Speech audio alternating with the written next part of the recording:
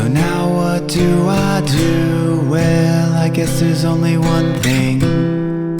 There's something I'd like to know. Are you real? Can you feel? Hi friends, I'm Prairie Vintage. My name's Linda. I'm an energy I'm a person here who's channeling messages for you from the divine. Okay, I use spirit, my intuition, the tarot to communicate whatever it is that comes through energetically to channel the message you're needing to hear. And this reading was coming through as what is your person feeling about you? The person on your mind, the person who's energetically in your energy field. And this reading will be a pick a card reading. Okay, so those of you guys who know the drill, there's timestamps below. It'll take you wherever you want. If you want to skip this little rant, you can go right ahead. For those of you guys who like to hear the rant, just like nobody here wants to hear the rant. It's the imaginary, imaginary energy that I keep battling here, that I'm always challenging. I keep saying the same thing or shooing away. It's like I'm arguing with myself, and indeed I am. What am I saying here? What I'm saying is that if you do not understand the message being communicated, it's unclear, you're not channeling straight, it doesn't make sense, it's too spiritual, it's too, I don't know, layered, it's this, it's that, it's whatever. And you can have your free will to definitely have your opinion, but I don't give a fuck. And why I don't give a fuck is because it's noise. It doesn't matter what you want or what you think or what you think you deserve or your opinion. At the end of the day, it's not even my opinion. All I'm doing is channeling the energy from spirit, and spirit knows exactly how I'm going to channel this message. The message comes through exactly as it's supposed to. Okay, I'm not just reading cards. I'm channeling the energy. Yes, I see the cards. Yes, I can connect to the energy of the cards, but I'm always going with what the channel is. In order to connect with it, I really have to tap into my intuition and to the frequency of the energy. So I don't need you. And if you know more, then please, please, please, please open up your channel and read that energy that you're desiring for yourself. Okay? If it's not coming from me, then it could come from another reader and it could come from you. But it's not falling on my shoulders to connect to that, in which I can't. If I'm not reading your connection, then I'm not tapped into it. I'm not going to pretend that I know what it is. I'm not going to contort a message so you understand it when it's not your message. I don't give a fuck, okay? Like, I love you with love and light, but what I'm not giving a fuck about is the noise. That part of you that is creating the challenge when it comes to me channeling and slowing you down in your life. You have clicky fingers. Go click elsewhere. You'll find your answers. Don't try to force your square peg in my round hole. It's not going to happen. Okay? Your square peg can go in a square peg, in a square hole, and be at home. Okay? And keep telling me, I'm a square peg. Make me fit. No, I don't need to make you fit. Nobody needs to make you fit. Go find where you fit. Okay? So the way we find whether we fit is to connect to our intuition. How do we connect to our intuition? Is through experience and through practice. That's it. Some people have more practice. Some people are more finely tuned. Other people are completely out to lunch. And they think that what they're hearing in the tarot is indeed their message just because they clicked on it, and it's absolutely not even their message. I can't control this, okay? Now, I do want to prevent people roaming to the wrong place, but I can't control it. And my commitment is to deliver the message to those who need to hear it. If that means the person who's wandering where they shouldn't gets lost, then that's that person's lesson. That's that person needing to wander somewhere so that they can work through their intuition. Why I always include a disclaimer. Not my circus, not my monkey. Okay? All I'm doing is channeling the message here for whoever needs to hear it. And the strongest energy pulls through. So if you don't want to hear about the person in the past and it comes through, I didn't select it. If you don't want to hear about yourself, I didn't select it. If you don't want to hear a hijacked message from spirit, I didn't select it. If you don't like what you hear, I didn't select it. Okay? So whatever comes through is exactly as I read it. And I'm human. Of course, it's going to come through my human vessel. I'm not some saint, and I don't try to dress anything up. And if I don't understand it, I'll be first to say it's not making any sense, you know? So I hope it makes sense to you. I hope it could deliver it in a way that connects to you. I hope all these hopes, but hopes and wishes and desires and wants have nothing to do with this at all. Okay? So whatever you wish or whatever you want or whatever you think I need to do or should do, go do it yourself. Somewhere else, not here. Don't care. All right? So, the beautiful angels. This pick a card reading is 4 decks to choose from for today's reading. We'll be looking at person on your mind is the intention. Strongest energy pulls through. It could be your own energy. It could be reversed. You could flip the energies, but somewhere in there, it must resonate with your intuition, with the person you came here about, or someone who's pulling through your energy field. And if you don't want to hear it, go elsewhere. Okay, these are the decks I'll be using. I'll put a link right here to those of you guys who collect these tarot packs or oracle cards and you want to connect with the energy of the cards, or if you want to energetically charge these cards specifically for future readings, then I include that playlist so that you guys can go visit that and charge the energy so that future readings can resonate. Okay. I kind of don't stop until the channel feels like it's been flushed out of energy. So sometimes my readings are very long. And if you don't like long readings, there's a lot of fast food readers on the internet. You can go to the fast food tarot channel. Lots, you know? If I could spit out your message in 2 seconds, and then that's what I would do. But that's not what happens when I open the channel. So, yeah, we're kind of at the mercy of whatever does pull through here. You and I both. And so I'm like your friend sitting beside you, you know, for this ride. And I always hope that it provides healing. And I always hope that it connects in a way that allows you to make sense of it. But like I say, hopes, wishes have absolutely nothing to do with it. So for the 4 options, I will remove these oracle cards and I'll hold up the tarot so that you guys can sit with the energy and select whichever one you feel is your pile. All right, I'll be right back. All right, pile number 1, the Black Tarot.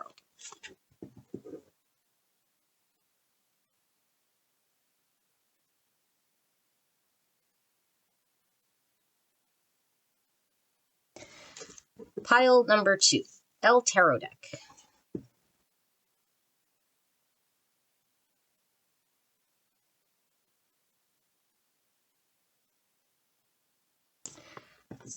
Pile number 3, Kawaii Tarot.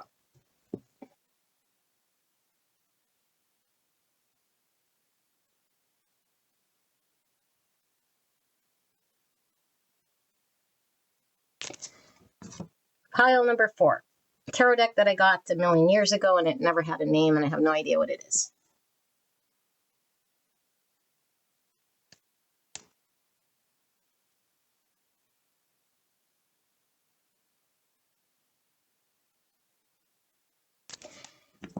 It's very chatty, the energy. Every single deck I touched, it had a story that came through. I've never had that so intensely.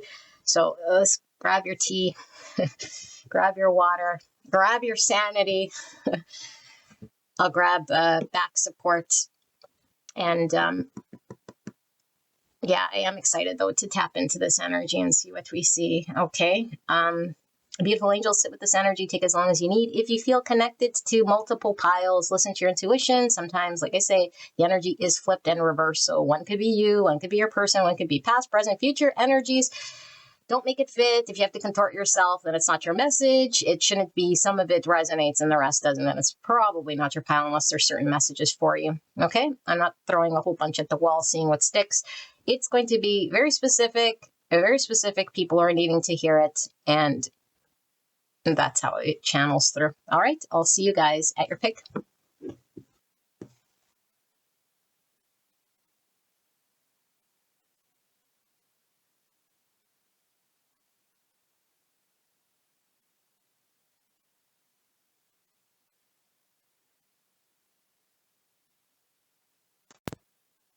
All right.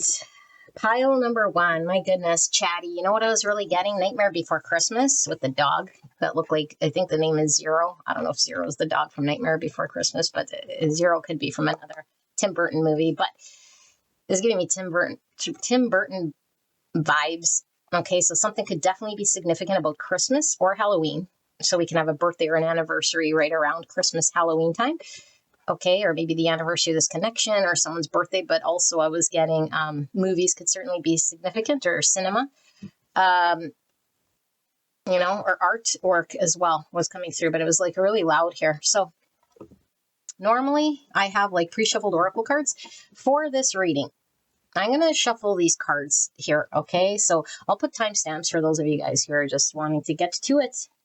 Linda, get to it, okay? But I do include this because this does allow us to connect to our intuition, and it helps develop your intuition. And for those of you guys who want to see that I'm not just pulling random cards here, we're asking Spirit for the feelings and thoughts, current feelings and thoughts for the person on pile 1's mind. How are they feeling and thinking about pile 1 at this time? Clear and concise message for the greatest and highest good of this connection. What are their thoughts and their feelings for the greatest and highest good of pile 1? Please protect me and the viewer as I channel this message and this connection for the greatest and highest good. Please allow me to channel this in a way that pile 1 will understand what's being communicated for the greatest and highest good. Pile 1, I'd like to thank you for being here. I'd like to thank your higher self, your spirit team, spirit guides, angels, and spirit for this active divination and your person's higher self. And I sure hope that this reading resonates for you at this time. What is it that pile 1's person on their mind? I do feel there's one more here. Is feeling and thinking at this time. Appearances, 66. 66 is a master number, and it represents service as a source of joy, in which one pours from an overflowing cup, not martyrdom. Now, what does that mean? That means we give when we are full of our own cup. It's self-love, self-worth. Okay, but the solar plexus could be ego energy, and appearance is definitely ego energy, which is how something appears on the outside. So what I identify as, or what I'm trying to be, who I'm trying to be, what I'm trying to look like, what I'm trying to attain, is not really connected to the authentic self. Okay, I don't know whose energy I'm tapped into here, but we're going to see how it plays in. In fact, it's the only thing that sort of showed itself here. So let's see. Appearances, getting noticed, showing off, parading, dazzling, flashiness, loves to impress. And 3 is the Empress energy, Taurus Libra energy. Okay, and then we have 49 and 4. So we have the Emperor coming out here. So Scorpio, Aries, it says living the ordinary, living in the real world. I don't know what that means, but okay. Stopping comparison, personal value, living in the now, working together, appropriate emotions. Well, I'm assuming because is the purple, which is very spiritual. Spiritual could be 5D, ethers, the unseen. But I feel like the real world is connecting to 3D. This is like manifesting from the 5D into the 3D. Even with this Emperor is giving me a lot of 3D sort of energy here. Appropriate emotions. I don't know what appropriate means either. Sorry, I'm being very Virgo here with my words, but I think it's like a master of emotion, like when we can really have the appropriate sort of alchemy of emotions for the moment in some way, but there really is no appropriate, whatever comes through is sort of appropriate. So I don't know. That card's not making a whole lot of sense. Okay, distancing, need for understanding, emotional withdrawal, disassociation, fear of intrusion, feeling of emptiness, knowledge, dependence. 23 and 5, Taurus and Sagittarius. There could definitely be a no contact here with this distancing. Okay, blue is throat chakra. And then we have relaxation. So hermit energy with the 9, and also Cancer energy. So we have countryside, promenade, seaside, picnic, leisure, relaxation. Seems like something is on a pause somehow here. Okay, and then we have the divine feminine, which came through this 3. Frequency of divine feminine supports our soft, receptive, nurturing side, facilitating our intuition and intrinsic understanding of our connection to the cosmos. And then we have the uncreated, which gives me a lot of feminine energy with this as well. But it's like birthing. Yeah, remember I was really connected to that from the 5D into manifestation 3D, bringing from the ethers into manifestation. So the uncreated becomes created through a process of manifestation. And that means that the divine feminine energy, which connects back to the unbirthed, because divine feminine energy is that of love. It is unbirthed. Okay, and the divine masculine energy creates structure, takes the love and manifests something of that love into the 3D. So it takes both feminine and masculine energy to come together to create. Okay, and I'm not talking gender either. I'm just talking about energies, polarity. So we have 43. That could definitely be a significant age. Okay, or 8. 8 is the number of the ego, which we got solar plexus coming through twice here. Okay, and then we have 57, Chiron and Neptune. 12, Pisces energy. Neptune is the ruling planet for Pisces. Chiron's the wounded healer. Something about healing through some very deep emotions here. So let's see. Spirit, clear and concise message for pile number 1. Person on their minds, current feelings and thoughts. Please help me to channel in a way that pile 1 will understand. For the greatest and highest good of this connection. Please protect this connection. And pile 1 and myself as I channel this message. How is pile 1's person on their mind feeling and thinking about pile 1 specifically when it comes to this connection? Feelings, thoughts.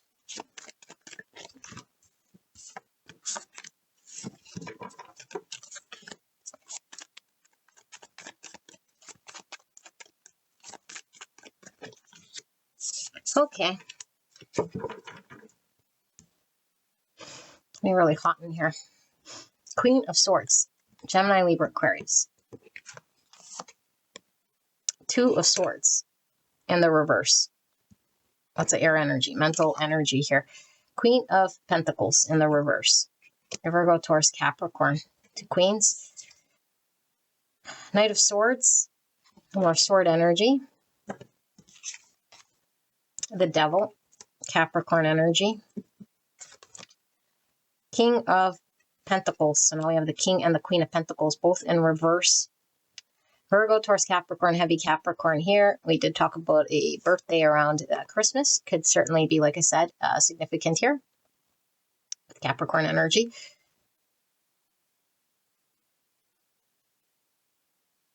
Okay, and then we have 7 of Pentacles in the reverse and 4 of Swords in the reverse, or sword energy, and then we have Judgment in the reverse.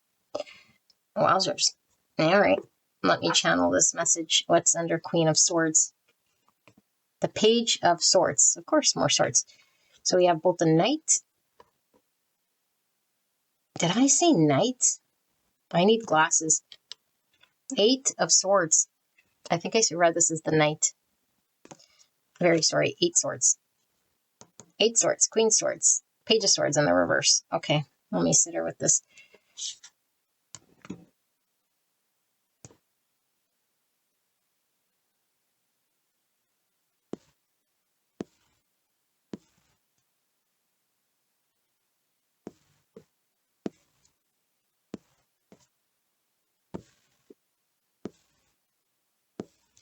Okay, this really feels to me like a period of, I was going to say an ego attack.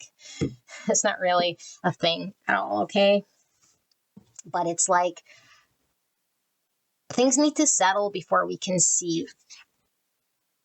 And this person that I've tapped into, your person, hasn't seen the light, so to speak, okay? And it's not that they need to agree with you, but I do feel like you do know something of a truth.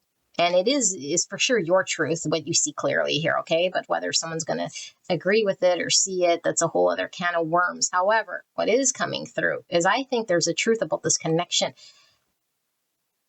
And I do feel like your understanding of something is happening, regardless if this person sees it or doesn't see it. And this could cause a disconnect. Why? Because I don't think your person could see it, did see it, or was conscious of it or acted in line with it.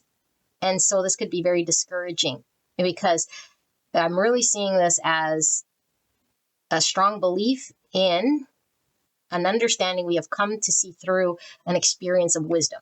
So it's not like I carry this wounded belief that supports some egoic story of mine, or it supports some wound or some shadow. So can you please believe it and support it and take action upon it so that it could upkeep some trauma or upkeep some illusion or upkeep something like this? No. But what I feel is that you are coming through as this Queen of Swords. Remember, you could switch the energy. And it's like, I see something, I know something, I've come to understand something very true in regards to this connection or this person or the dynamic or about yourself. I don't know. It could be all of the above. I see it. I understand it. And it's like, that is clear. But there's another part here that's not coming online. And I think it's this person matching this level of understanding, because a lot of swords. So there seems to be potentially a conversation that has already transpired, where now we've identified maybe a mismatch of ideas, or a mismatch of what you believe to be true and what I do, or a spoken truth that needs to now be manifested or supported or acted upon that I hold.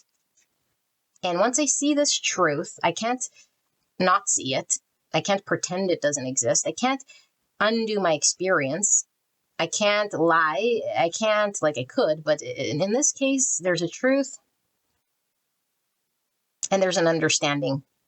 And I've come to this through an experience. And so now, when I show up with this energy, I come to the table with this energy. You come to the table, your person, with this other energy. And this is mismatched here. Because what does your person have here? And this is what I said, an ego attack. Your person only has an ego to sort of show up in, And I don't think it's like the way most people think an ego. Oh, it's just my arrogance and my pride or like something. But the ego is getting in the way so much so, causing a blindness here. Whatever, because for all of you guys, that dialogue was different, or whatever the two mindsets were. I believe this, and they're like, I believe the opposite of that. Or I understand this, and they're like, no, this is the truth, Whatever it was, is like, you believe a thing, and their understanding is something else. But this something else that they believe is not seeing clearly because they can't see beyond something that's getting in the way of their veil of understanding. And I do believe it's caused a rift here, a separation, or just now we can't create the next thing here until this becomes known, seen, supported, validated, experienced by both sides. So it seems like something is sort of, dead on the vine, if you will, or a union that is on pause, or a connection that could have manifested in the 3D that is sort of sitting with your person who's in some state of 8 sword energy. And the fact that I saw a Knight of Swords here, I do feel there was a communication. I do feel like there was driving with a conviction of one's own belief. I'm getting Hangman from this, and sometimes when we see a Hangman come through, it's like it's required it's time that's required in order for us to gain a better perspective or a more enlightened perspective, or question our own position so we could see things differently, maybe from another person's point of view, or consider things we haven't in the past, or connect to something more divine, or some truth that we're not seeing, or we're blinded by something, and maybe we're acting blind, or acting from the devil. The devil made me do it, whatever this is. So the devil made me do it means my past trauma, or my past bad habits, or my behaviors, my fears, my limiting, this could just be that my limiting ways of engagement are so unhealthy here. And you could have said, hey, unhealthy engagement, or this engagement now is requiring some greater truth, or there needs to be something manifested with this thing, or undone with this thing, or realized or acknowledged with this thing. Do you compute? And then this is where I dig in my heels. No compute. No compute. Why don't we compute? Because to admit this thing, or to see this thing, would mean I'd have to battle with the devil here. And only when we see things and understand things from a greater perspective of understanding of truth from the divine, to look back and understand the story, can we then free ourselves from the chain of the devil. But when we play in the energy of denials, or believe limitations, or get stuck in patterns that we're used to, or live a life that's half truth, or have unhealthy ways of thinking, dealing, patterns in the 3D that keep us little, small, stuck, then we stay there. And we could stay there till the cows come home, until someone holds up a mirror, or they get into an argument with us, because what they bring to our attention is a truth we're not prepared to see, we're not prepared to understand, and it rocks our world. And so how's your person feeling? A little unrocked here. But it's like I dig at my heels, I double down in the energy of the untruth, because I still don't see it and I still don't understand it. And then I'm left confused. What was that? What was it that you're trying to say? Like, I don't understand it, and I don't necessarily can agree with it if I don't really understand it, but it could have been even very simple, one sentence.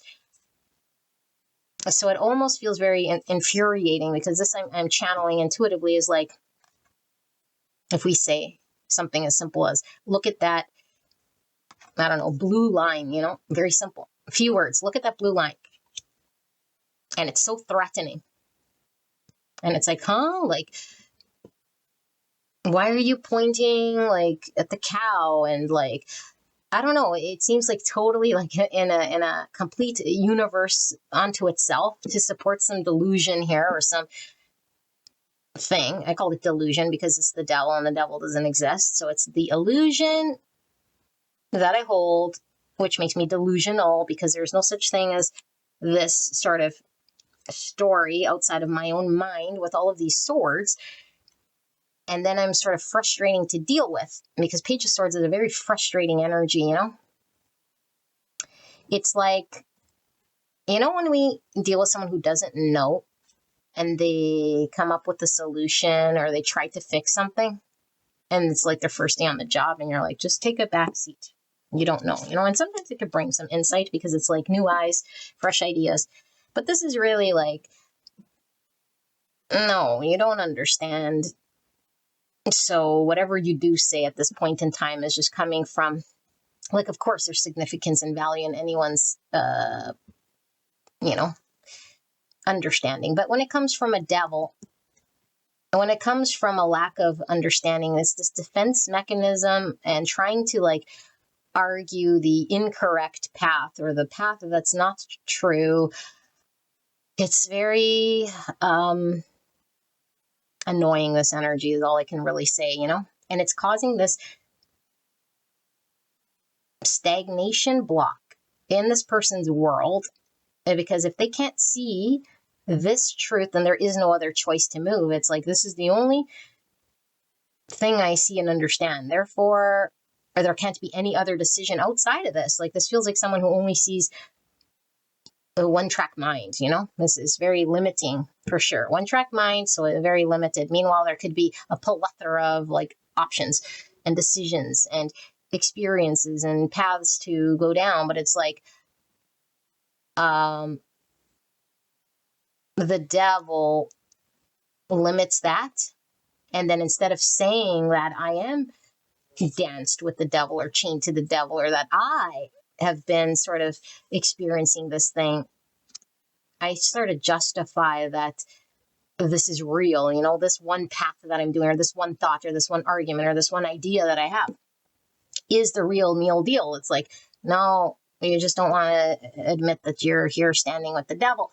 So we're casting this illusion, but I don't think it's like I want to trick you so much as it is I'm going to trick my own self into believing that, because the alternative would mean I'd have to admit some painful truth. It's painful when we deal with the devil, especially if we are an ego where we think we're strong, or we're tough, or we are wise, or we know, or we're this. And it's like, no, if I knew I had the devil, I could do it. If I knew I was, it's almost giving me like, I know this is kind of not everyone's story, but it's almost like when someone hasn't done the first step of like healing, where they got to just admit something. It's like, no, I'm not addicted. I could stop smoking whenever I want. Oh, yeah.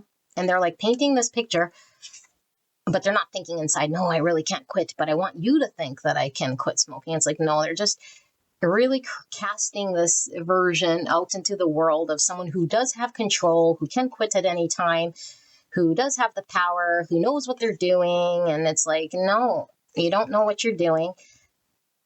And so what I feel is like, then there's like, it's at the expense of this connection coming together, or us sort of being on the same level to create something here in this connection, all because we want to hang on to the thing that we know. And so I feel it's created a separation, or a two minds that we have going on.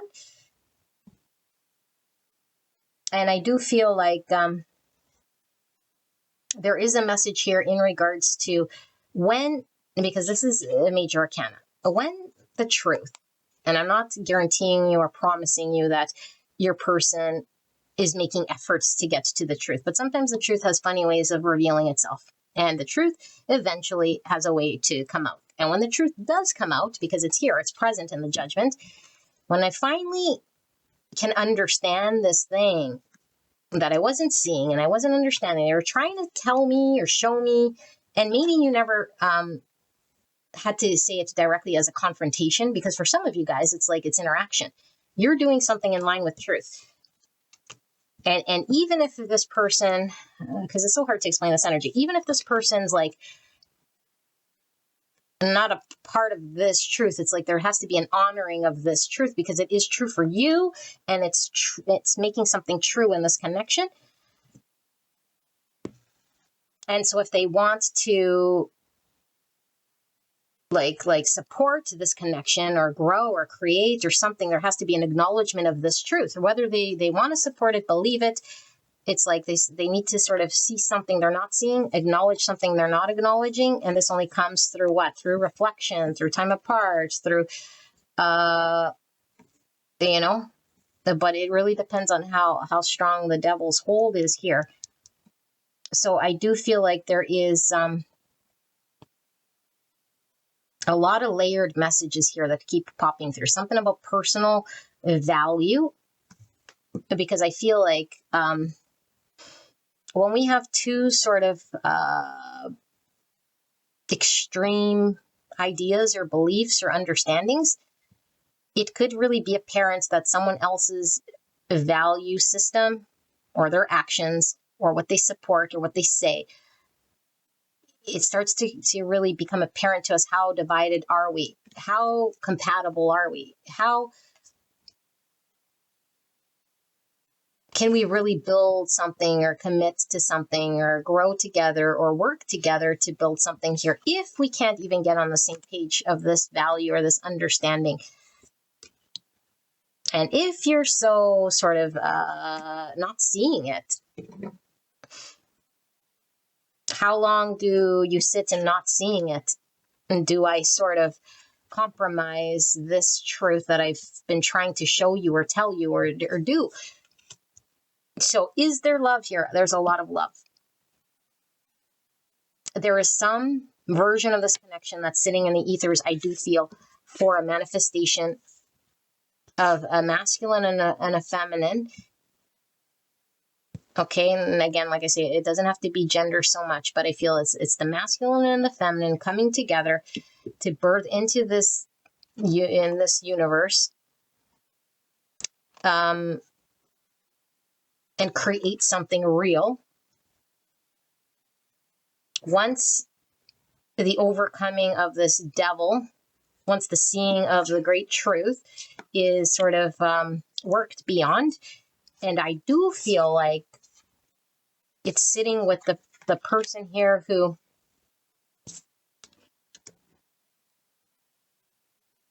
seems a little more scorned, okay? Because I feel like this Queen of Swords is just like embrace the truth here. And she knows that behind her is an energy here that there's nothing she could sort of do. It's like, I can't convince it. I can't make it see anything, but it's not like she's trying. She's not trying to convince it. She's not trying to change it. She's not trying to do anything. She might have already had her piece. She might have spoke her piece. She might have had to support it in some way. If she was asked questions, she could stand on it. She could elaborate it. She could just have been acting on her truth clearly. And now there's this disconnect, like I said. And so this other energy here is sitting with the devil, completely in the dark. And the more we sit here, one, there's a connection that can't manifest and move forward as a result of this. Two, this person can't just agree for the sake of then we can build something, because they need to see it. Otherwise, they would just be sort of doing motions and actions. And I don't feel this person's a motion and action person. Three, in order for this person to see it, there has to be a revelation that comes through what? Through a reflection, maybe through a separation, maybe through a pause, maybe through something that allows this person to really deal with this devilly thing, which I feel is in the world of this person. The devil is in the world of this person. And it is the limiting thing that's holding this person here. So your person who was reading Battling This Devil thing, and you, Queen of Swords, if that's reading it right, your person feels very limited by this situation with you. They feel held hostage here. And nobody would choose to feel stuck, of course, but they really believe there is no other choice or option here. That's their true belief of it. Okay, whether they're stubborn, whether they're in denial, whether they have this sort of unhealthy thing that they do, but it's like only whoever's in it can undo their own beliefs. We can't undo another person's beliefs, you know? And we could try to convince, it could turn into an argument, we could try to prove, we can try to do all sorts of things. It's like, no, this person has to undo their own limiting understanding of that belief, whatever that is. I don't know what it is. It could be just the value of what a relationship looks like, or we didn't agree on where we could live.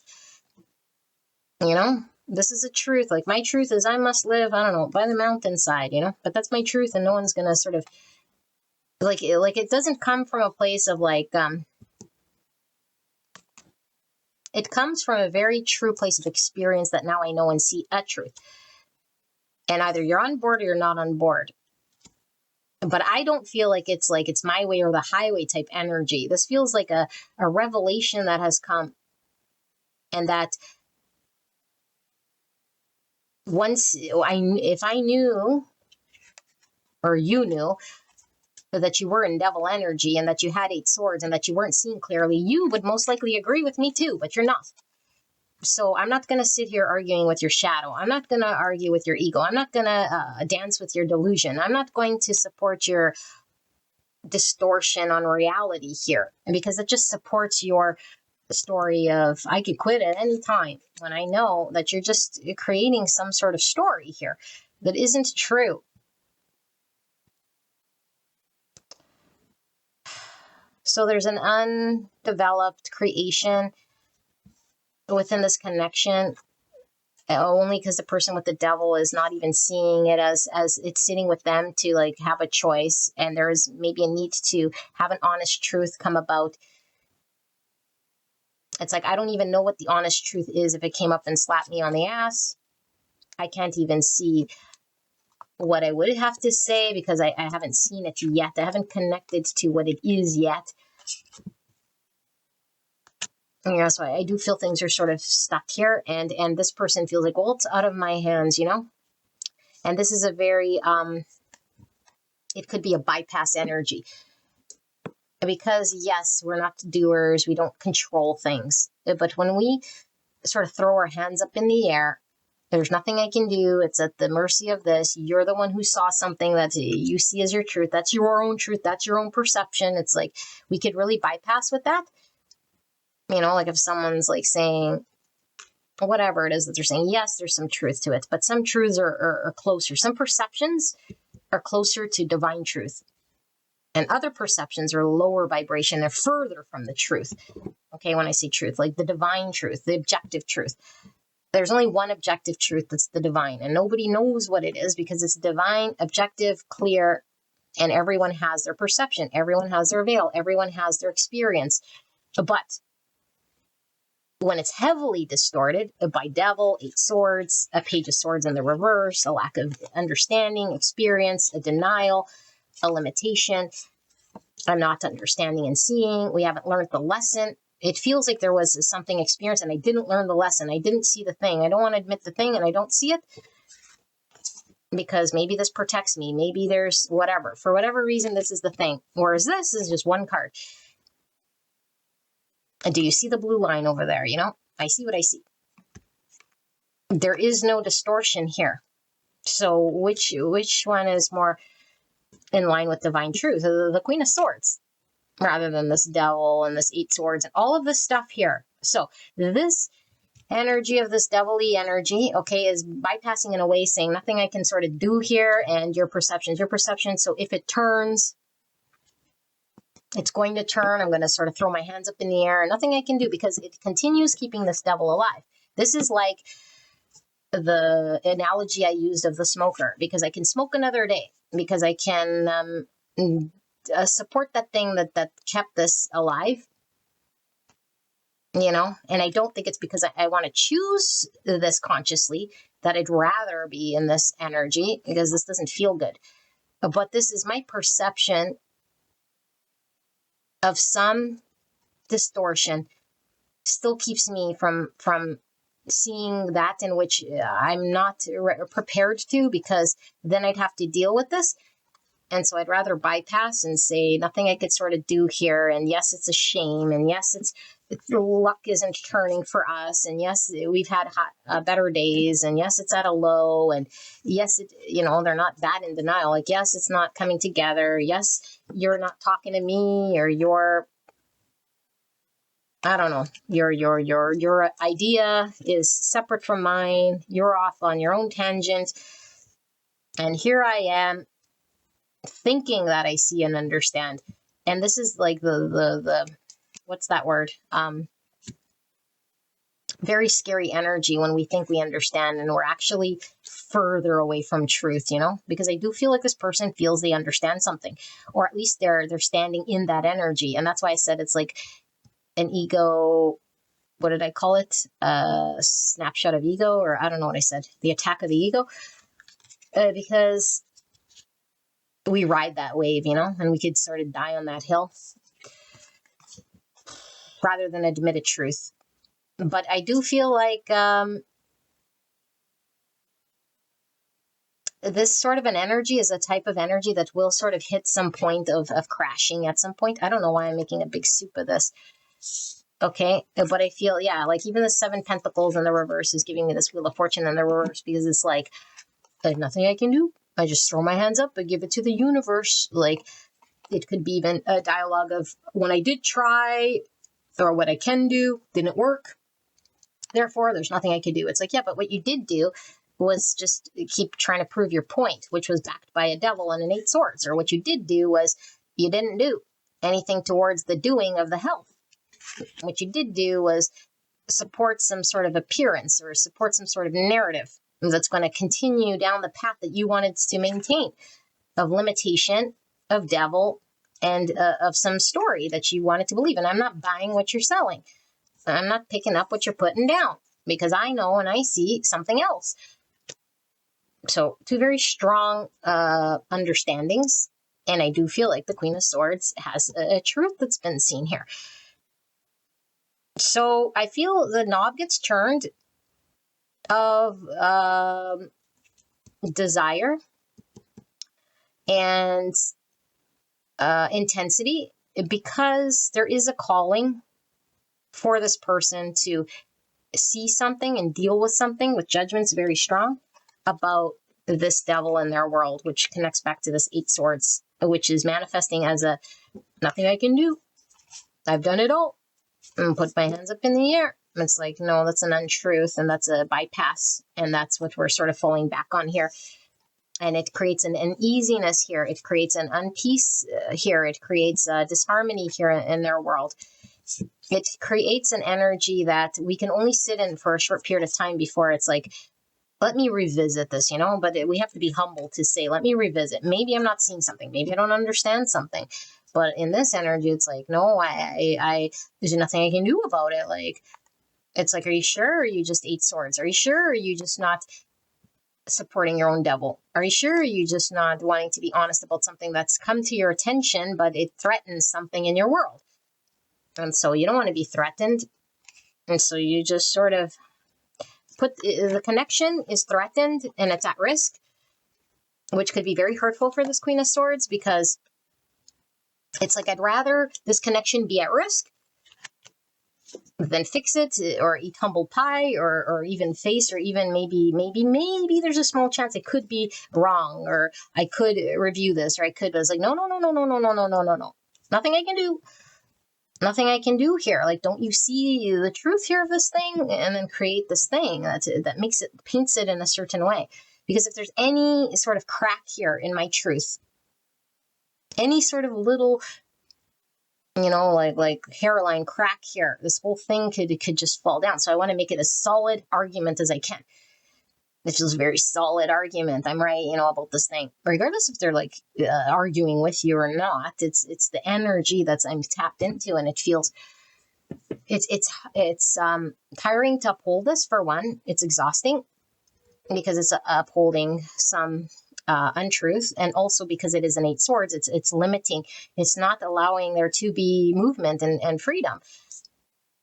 And nobody wants to be limited. Nobody wants to be in the dark. Nobody wants to be remained or chained to a devil until they start getting bored of it, or tired of it, or alone by it, or it starts to conflict. And then we start to question what the real truth is here. What was the truth? What was she trying to say? Why is this connection lost upon me? You know, did this good thing sort of go away because I sort of slept on my own ability to get involved or engaged, or to put more effort or more time or more energy or more commitment or more flow into this thing to figure it out or to confront this thing, but I didn't even see it as an option. And so this Queen of Swords could get, like I said, upset. It's like, you don't even confront it. You're not wanting it. You're not choosing. It's like, no, I don't even see that it's an option. I'm so blinded by the devil here. And that's why I can't invest differently. That's why I can't choose differently. That's why I can't do the thing you wanted me to do, because I don't even see it. Too busy upholding this appearance and this lie. Okay, so that was a very interesting energy I just channeled. I'm going to close it out and see if we could just tap in a little bit tomorrow, okay? And then wrap up this reading so we can call it a day. Spirits, thank you so much for this message. Pile number 1, person on their mind. What is unclear about this channel for pile 1? What are they needing to know? Can we dive in a little deeper into this energy? Anything that was missed, anything pile 1 is asking for clarity about, the person on their mind, feelings, thoughts, or what it is pile 1 needs to know or should know or hasn't considered, or Can we confirm something? Yeah, and it's almost like I'm going to distance from you because you represent the truth of something that I got to see through. And so if I'm around you, you're a Queen of Swords. You're going to see through that devil. It's like when someone really threatens us because they see the truth, and it's like we're subconsciously not ready to face it. So I just avoid you, you know, which is painful. Because you think, oh, you know the truth and you just don't want to face it. But it's like, well, subconsciously, yes, there's a truth in there. But consciously, you know, it's like, no, and there's a pain and the devil's too strong and the trauma or the habitual way or the pattern or the lack mindset or the belief is just has a strong hold. And love isn't working through this thing yet because it's sort of, like I said, like at the expense of this connection sort of coming together, which could be very frustrating. Both of you guys can be earth signs with the King and Queen of Pentacles. Okay, for sure. But there is a lot of sword energy too. So you could have like two air signs. But I feel like the air sign is this current energy you guys are both in, because I feel like there's beliefs being held or understandings. That's the air. But I do feel there's two sort of earth signs, or again, that's like the manifestation of a couple, you know, that could really sort of create something in the 3D that's being sort of held hostage as this thing sort of fleshes out.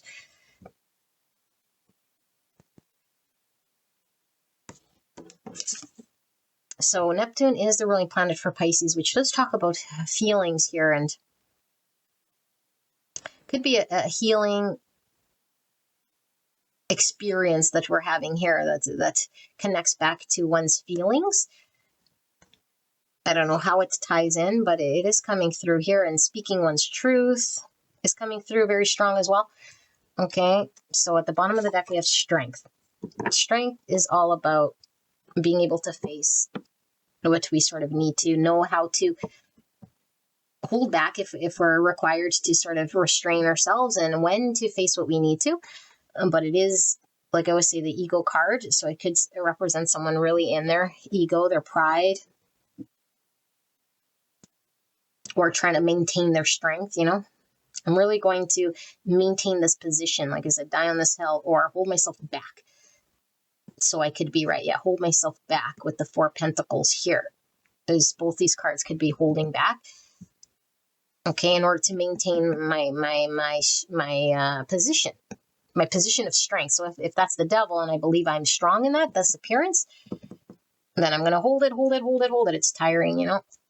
It's like, okay, at the expense of what? At the expense of harmony, at the expense of truth, at the expense of this connection, at the expense of birthing something, at the expense of love, at the expense, and we go on and on and on because the devil's winning here. All right, 5 of Pentacles in the reverse. So 5 Pentacles is the lack mindset, but in the reverse could be, you know, I need to acknowledge when we're sitting in a position of can't, and looking at all the reasons and the things that won't and can't, because I'm out in the cold. So I'm limited. So it's the universe, and I have 0 accountability. There's nothing I can do. And until I break out of this, then I can do something. Then I can see that there's other options, that there's more things that I can consider or do, rather than just sit there and feel left out. 2 of Cups, beautiful relationship.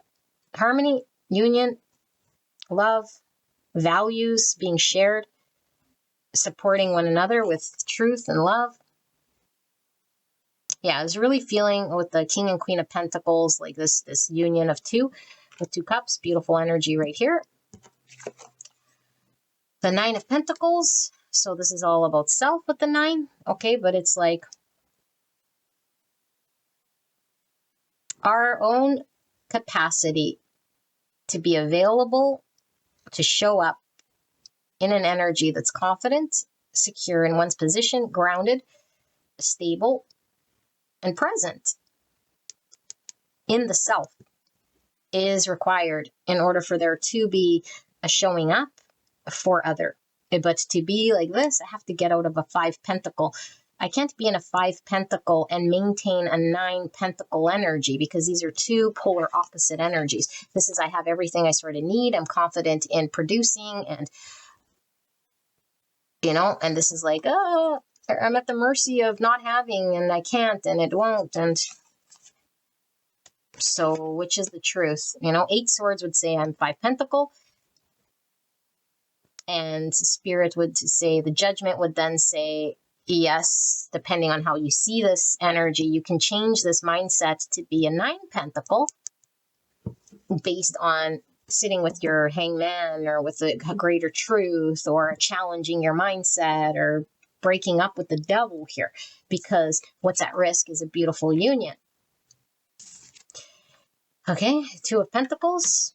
So 2's coming through very strong. 22 is a master number. Divinely guided relationships. This is very divinely guided. Maybe this is an experience to show something, reflect something back to each other about one's values.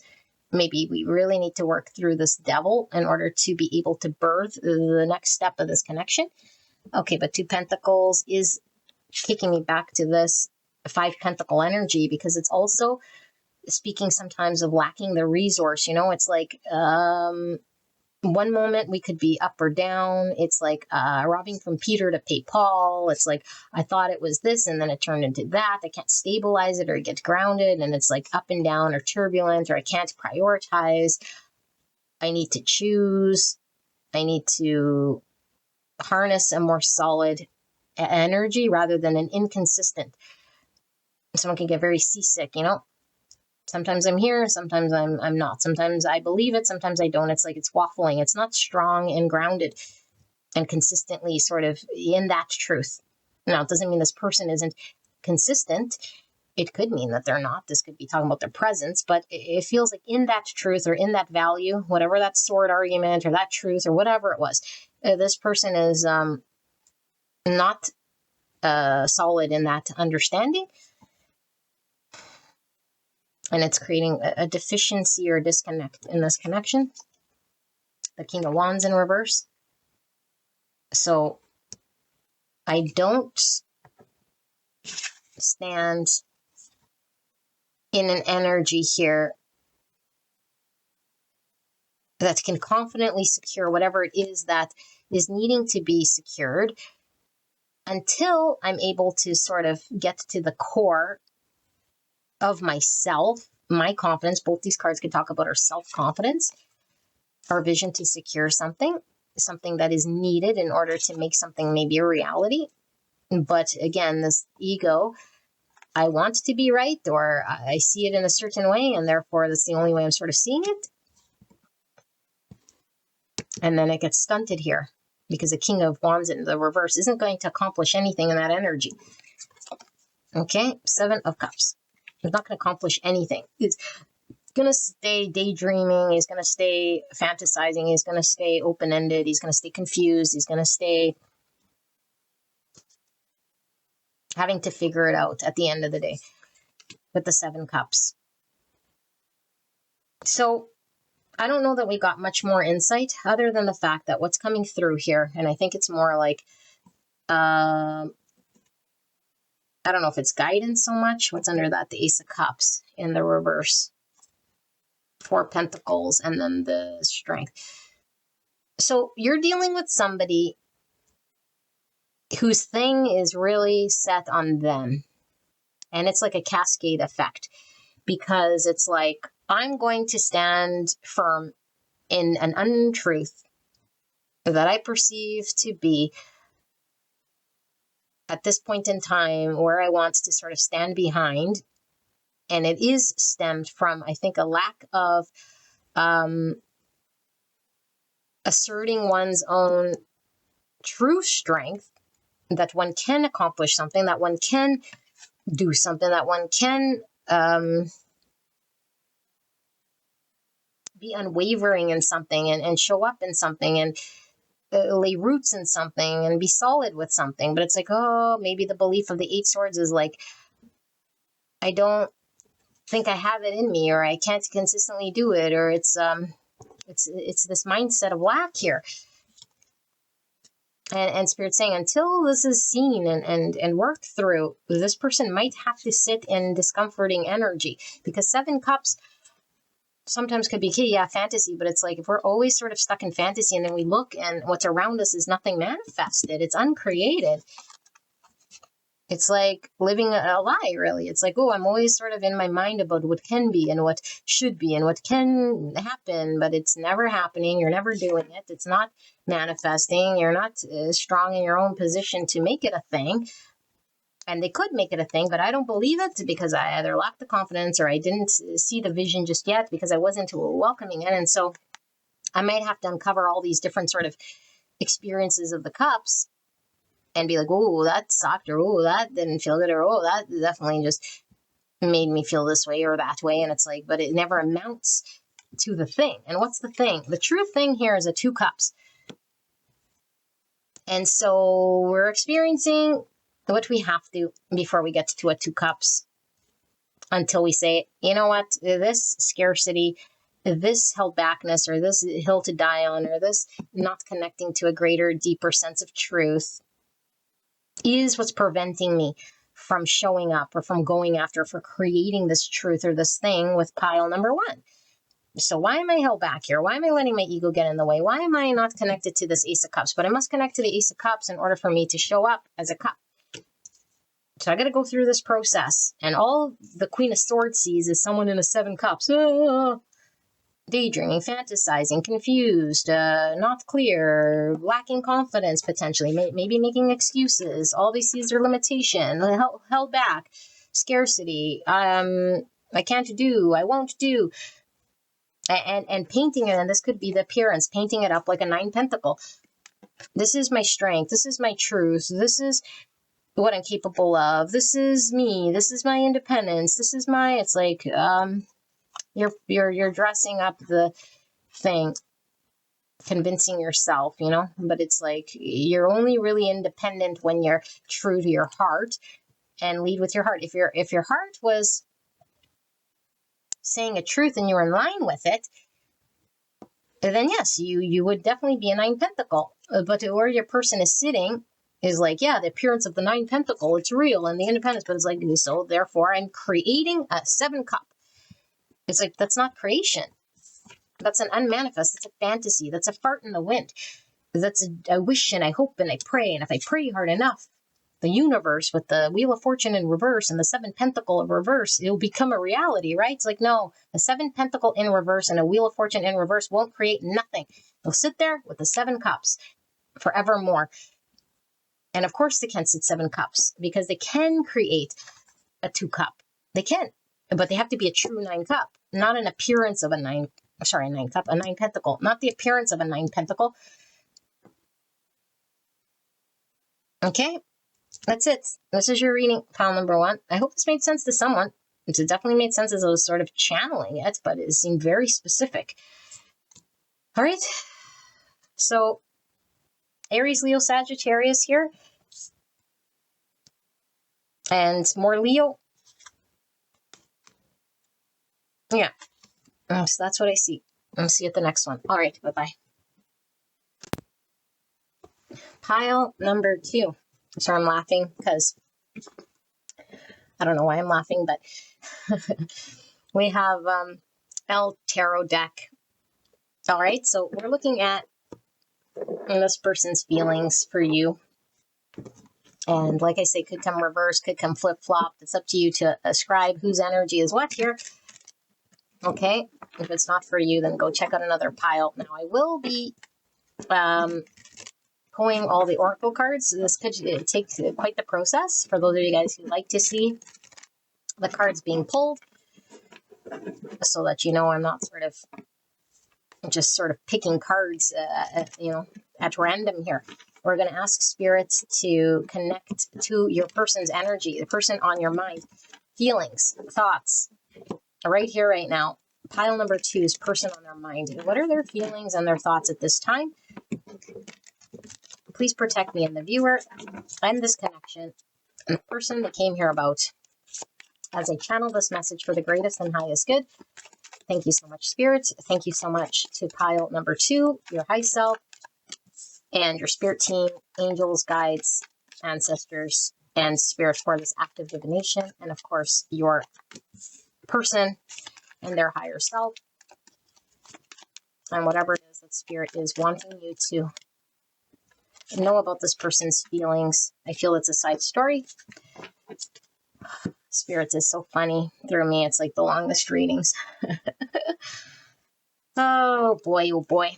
All right, clear and concise message here for pile number 2 regarding what is going on energetically with this person on their mind. What are they feeling? What are they thinking? Is this one, Spirit? Okay, I don't know why I hesitated. It's almost like someone's hesitated to reveal something here. I am tempted to turn it around and see why that hesitation.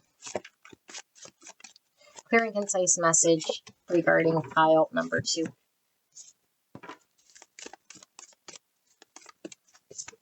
What is going on with the person on their mind in regards to feelings and thoughts about pile 2 specifically in this connection?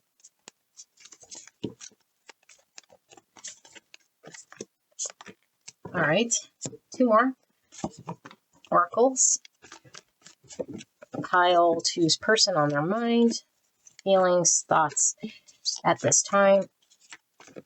Please help me to channel in a way that pile 2 will understand what is being communicated to them.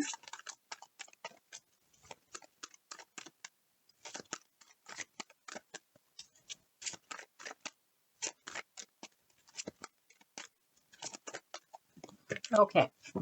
Remember, don't make it fit, okay? If you don't understand it, it's not your pile. All right. 3 pentacles. 4 pentacles. Pentacle, pentacle. King pentacles. I forgot Taurus, Capricorn. Tower. Palm tree. Okay. Ace of Wands in the reverse. Knight of Cups. I feel someone's very, very, very deflated here. Very deflated. Ace of Cups in the reverse. 2 aces in the reverse. I kind of got a bell from this thing. Okay, I mute it if it's too loud. Okay, I don't think it picks up the high pitch, but I gotta ring this bell.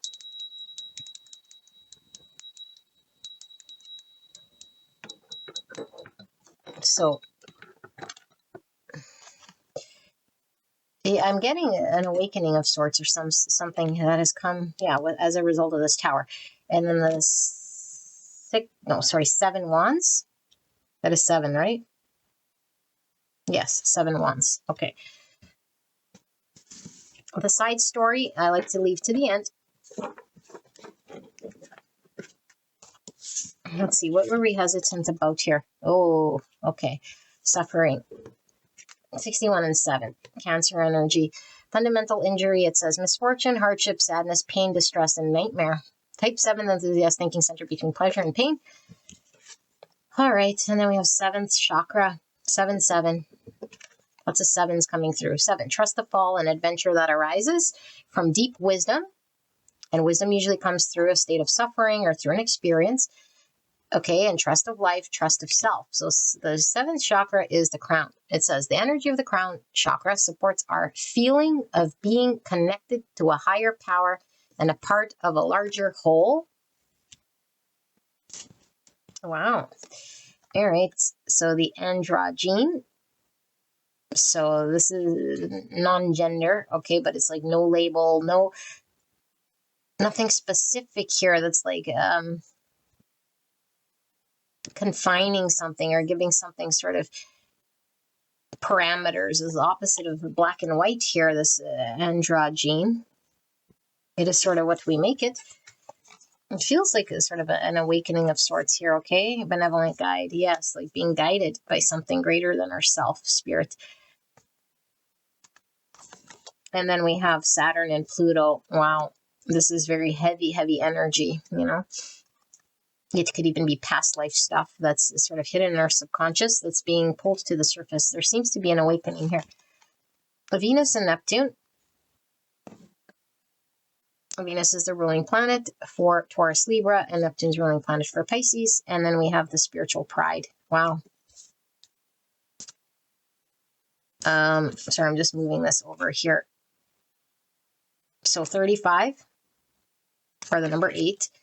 Spiritual pride. It says desire of recognition, superiority complex, self-sacrifice, dependence, rescuer syndrome, self-serving, altruism.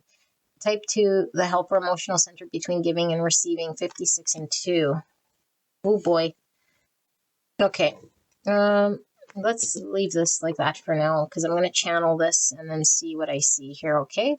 Give me a little bit because I don't really know exactly what I'm connecting to here, but under 4 coins or 4 pentacle is the Ace of Pentacle. Look at Ace, Ace, Ace. Aces do talk about new beginnings here, but what are we missing here? We're missing the Ace of Swords. Some truth, some conversation that needs to happen, or something that isn't really understood just yet. So let's see. You guys can definitely skip ahead. This might take me a little bit, okay?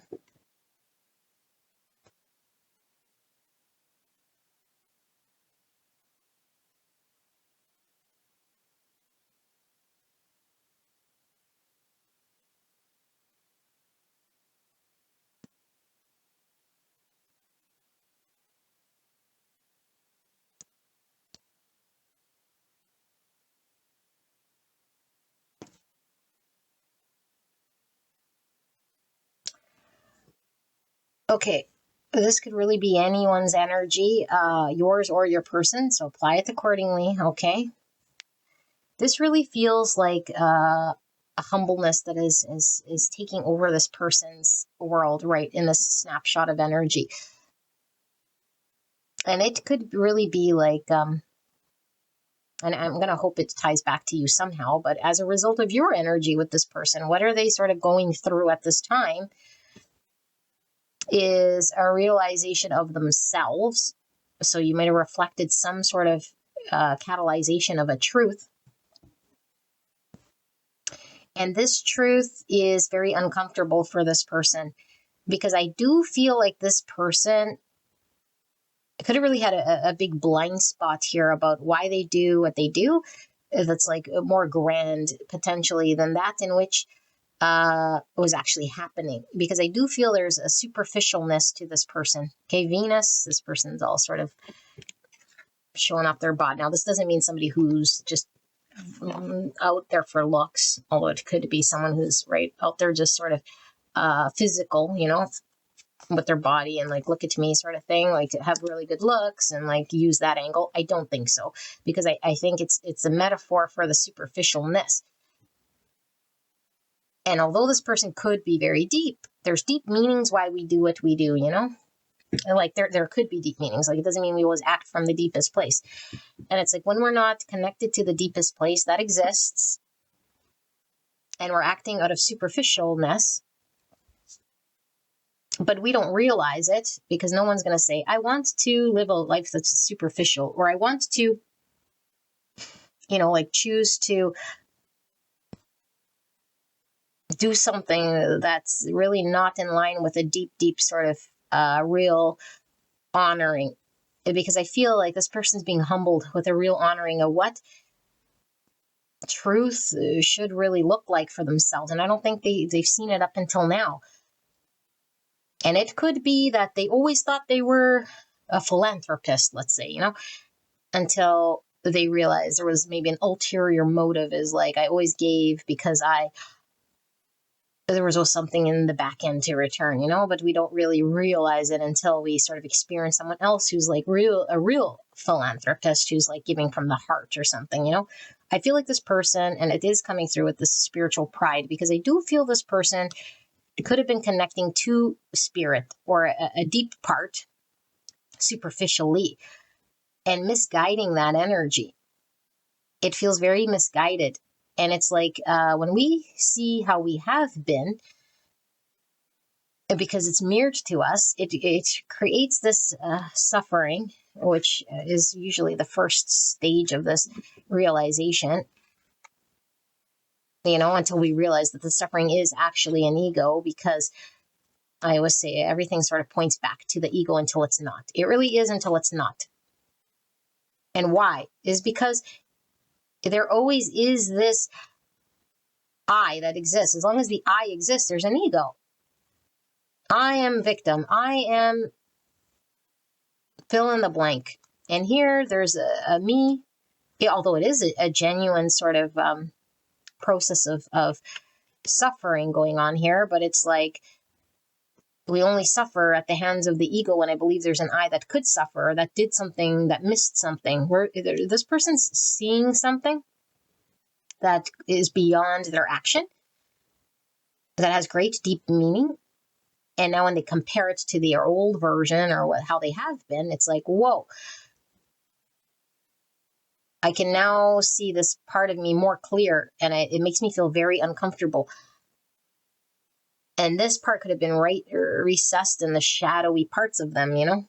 So I feel this person has been catalyzed into an awakening, and I don't know how you fit into this person's world.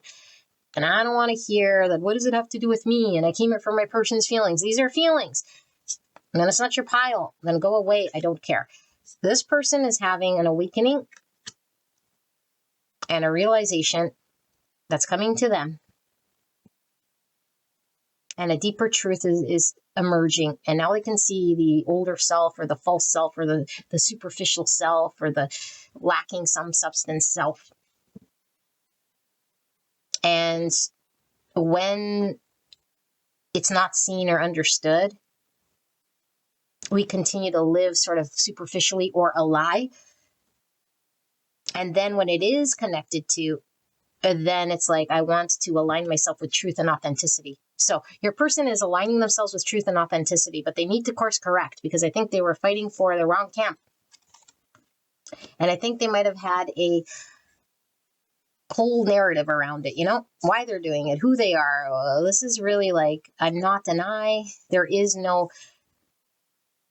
like if we already have like a whole narrative of understanding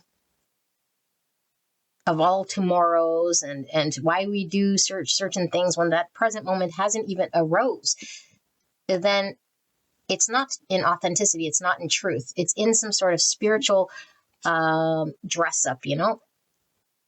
And I hope you guys can follow, because I'm assuming you're here if you're spiritually sort of enlightened here. Maybe this is your own energy. That's like, whoa, now I can see. I can see that my action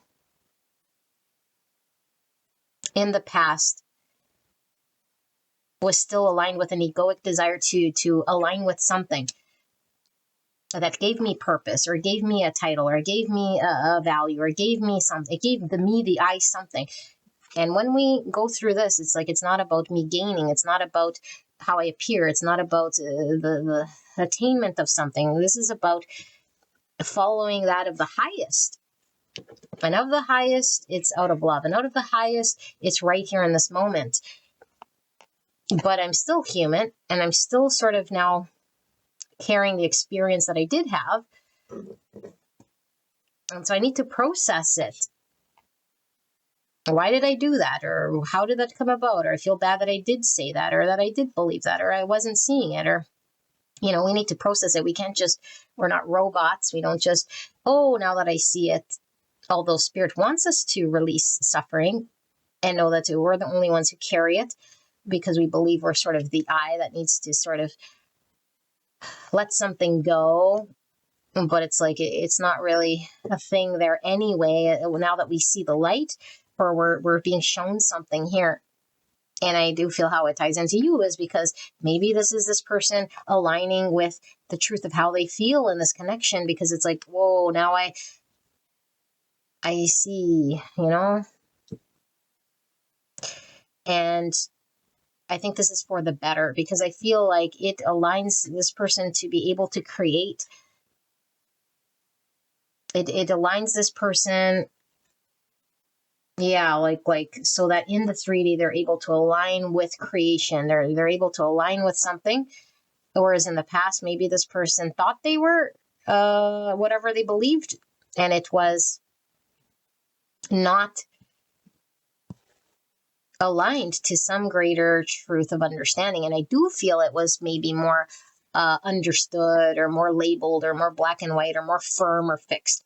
And now I feel it's like not as linear, clear, because when we're dealing with spiritual truths, it's like I can't paint this thing into a box, whatever this new form understanding. And so this opens up a world of opportunity for this person to be able to create something here. And it could just be I snapped out of the headspace of the unreality, because I feel like there could have been a fantasy tied to this illusion of who they thought that they were enacting, you know? They could have really in their mind thought that they were living in this 3D universe supporting a truth of themselves or something like this. And it's like, whoa, I haven't been. It was towards this other thing that was like not really in truth, or now there's a deeper sort of clarity of truth here that's emerging. Now, I don't feel like this person sees it all. I feel like they cracked some sort of code here, or some sort of vision is coming about, or some sort of truth about them, you know? So I'm more humble. I'm not as maybe cocky or not as firm in my belief as I used to be, because I don't believe it anymore. At least there's a chance, a possibility that I could be wrong, that there could be more, that there something like this. And I do feel it has to do with a superficial energy that comes through. And I don't know if it's loving superficially or connecting superficially or looking a certain way or doing something that's superficial, and then saying, oh, I treated you poorly, or I did the actions I did do in line with that truth is making me feel bad about it. So I did this, I said that, and now it's like, don't like it because I'm the one who did that, you know, and we identify with the ego. I did that. Not that I'm proud of it, but it's like, no, your trauma or your ego, which is not you, by the way, it's a cluster of thought. It's a driving of the subconscious, or a wound or a belief that needs to be seen through in order to have a wake up. But we must grieve what we did do under that pretense. And so I did something to you, or I don't know, something like this. Let's see. Okay, so we have the 8 of Swords, right? Yes, 8 of Swords in the reverse. So liberation from the mind of how I used to see something or understand something that kept me held hostage. Here, Knight of Wands in the reverse. 4 Wands in the reverse, and the 4 of Cups. So what's your person's energy? I like it because there's a new understanding coming online. But with new understanding and the shift, we have to go through the process of the grieving, you know? And it's sometimes we could feel really sad and bad about what we didn't do or what we did do and say. And then we could sort of get upset or like, what's it all for? Or like really discouraged or like upset or like see, get in that negative mindset, you know? But at least the truth is peering its head through here. But the energy still misaligned because it still needs to catch up to itself. And so it could be, whoa, I missed out on building something here, or aligning to a greater truth. And I didn't take action on this because this really feels like missed opportunity. Because I didn't see, it fell apart, or I wasn't in the energy to build. And now that I look back and see this like realization that's hitting upon me, it's like it's twofold. It's like I no longer feel limited by that, in which was that belief of the past. But fast forward into now where I'm at, it's like I missed the boat. I got to do the consequence of my action. I see that I didn't do what I could have at that point in time. But it's like, no, you couldn't have, because you didn't see it and believe it at that point in time anyway. So it fell apart, or it didn't happen, or I didn't show up at the time to build it or to create it or to keep it alive or to create more of it or give it structure or give it form. I was MIA, or I was more focused elsewhere. I just couldn't. And now I'm seeing what didn't happen, and I don't like it. I don't like where I'm sitting right now in this present moment. Empty-handed, sitting with a great truth, disappointed of the truth, knowing that this new beginning is sort of at the mercy of, if I would have realized or sat with this vision or this understanding sooner, all of this stuff could have been in motion. And now it's like, whoa, it's like I haven't come to terms here with the loss of something, but eventually this person's going to have a new beginning for themselves with this new understanding. But it's like, but I wanted it in this world or in this way, or how I missed out on it. And so I need to grieve this a little longer here. So they're still in sort of a lack mindset, because it's like, I'm not going to focus on what I can do now or what I can build now. It's sort of a, look what happened as a result of that. Whoa, shoot.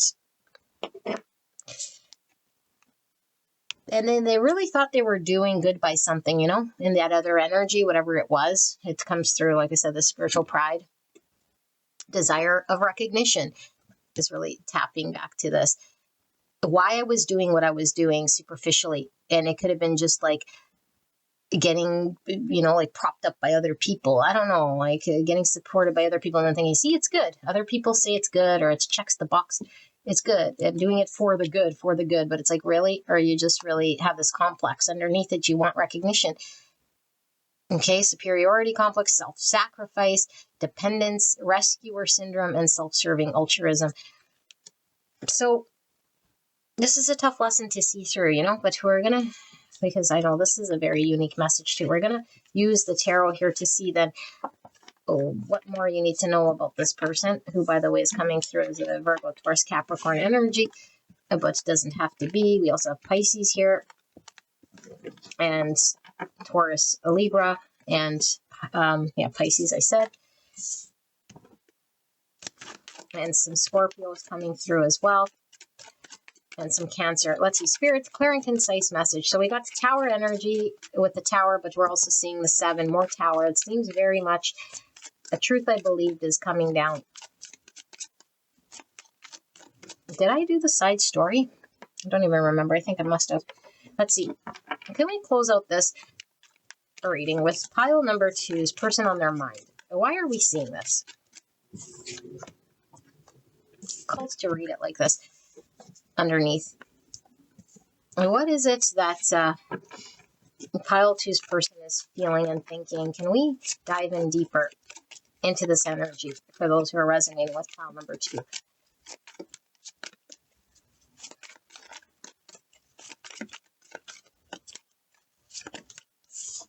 Two of Pentacles.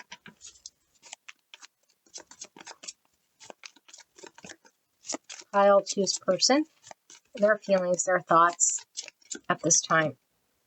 Ace of Wands in the reverse for a second time. 10 of Swords in the reverse. Crossed by the 8 Swords.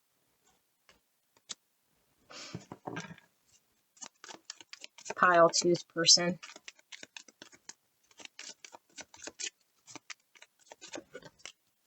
Two Swords in the reverse. What are they feeling and thinking at this time?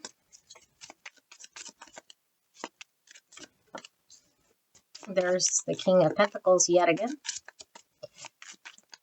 So we got, and then the 9 of Wands in the reverse. I'll leave it exactly where it is. We got 1, 2, 3 cards coming out again.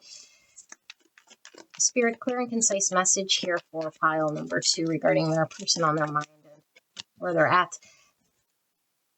Page of Wands.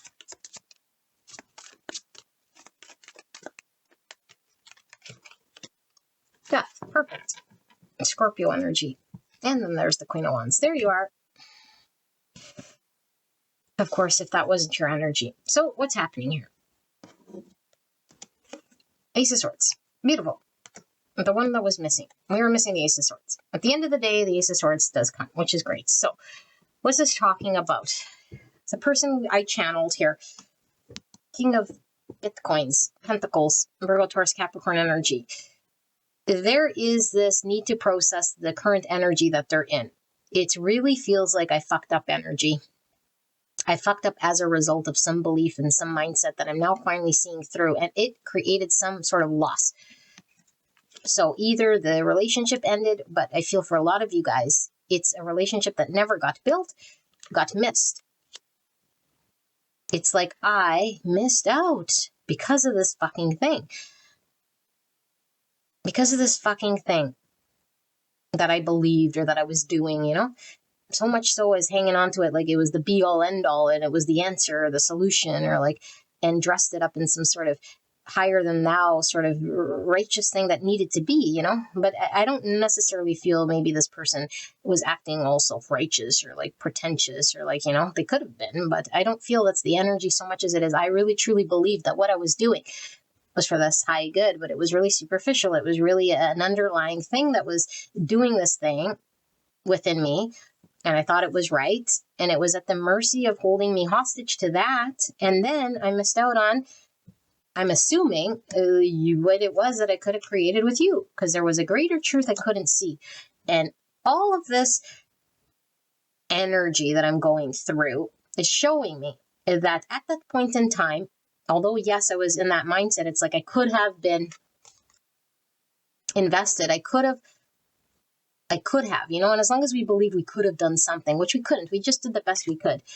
But there's a belief here that I coulda, I woulda, I shoulda, and it's crying over spilt milk. And we sit there and suffer until we realize there's no point crying over spilt milk. And I don't know if maybe you've said to them too late, too bad, or they just are processing this without attempting again. But it's like I must grieve what I didn't do, or I must grieve where I fucked up. And so it's like I now have to sort of understand or harness what is true and right.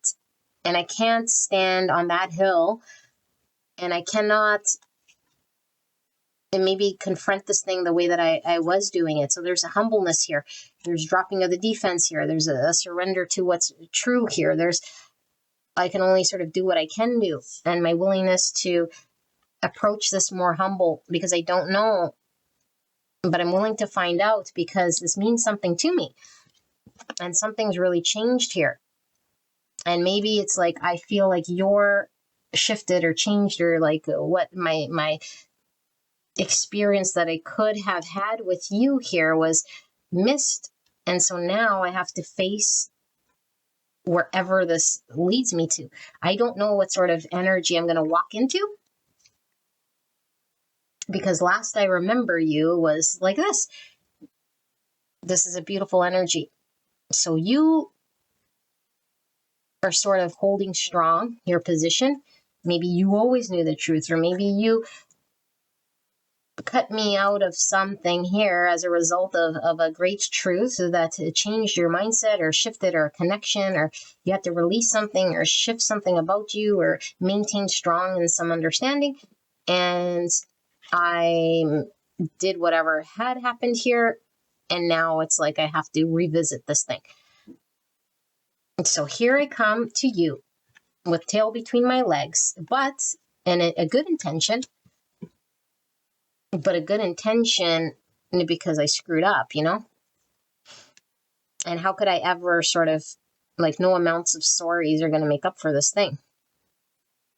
So I'm not even going to attempt to be like, sorry, bad, wrong. I'm just going to come with a knowing of what it didn't work and what I didn't do and what I could have done and should have done and didn't do that makes me feel like shit. And know that I don't need to do that again. And so here I come, but I don't want to do the same mistake again and know or attach to anything. So if I come like I know or like I'm in that energy, that's what kind of screwed everything up. So I'm going to come here willing to learn, willing to be adaptable and flexible. That's why we saw that to palm tree as well. There's a new flexibility to this person.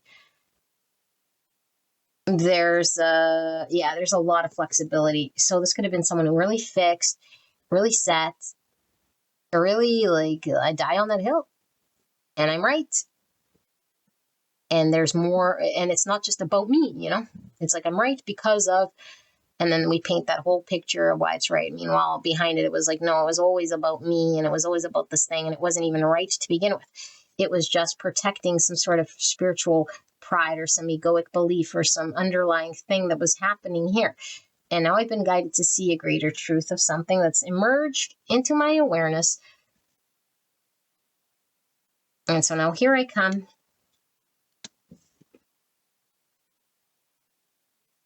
And I don't know what you're necessarily going to say, but I do want to get aligned with the truth. And I do feel I owe you a conversation. I owe you some form of a conversation. Now they're saying this. I'm not telling you that they do owe you, but they feel they owe you some sort of truth, some sort of conversation, some sort of something here that never came,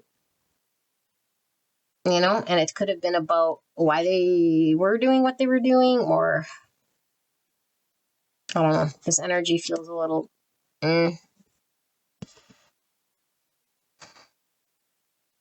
Yeah, there's another holy aces galore.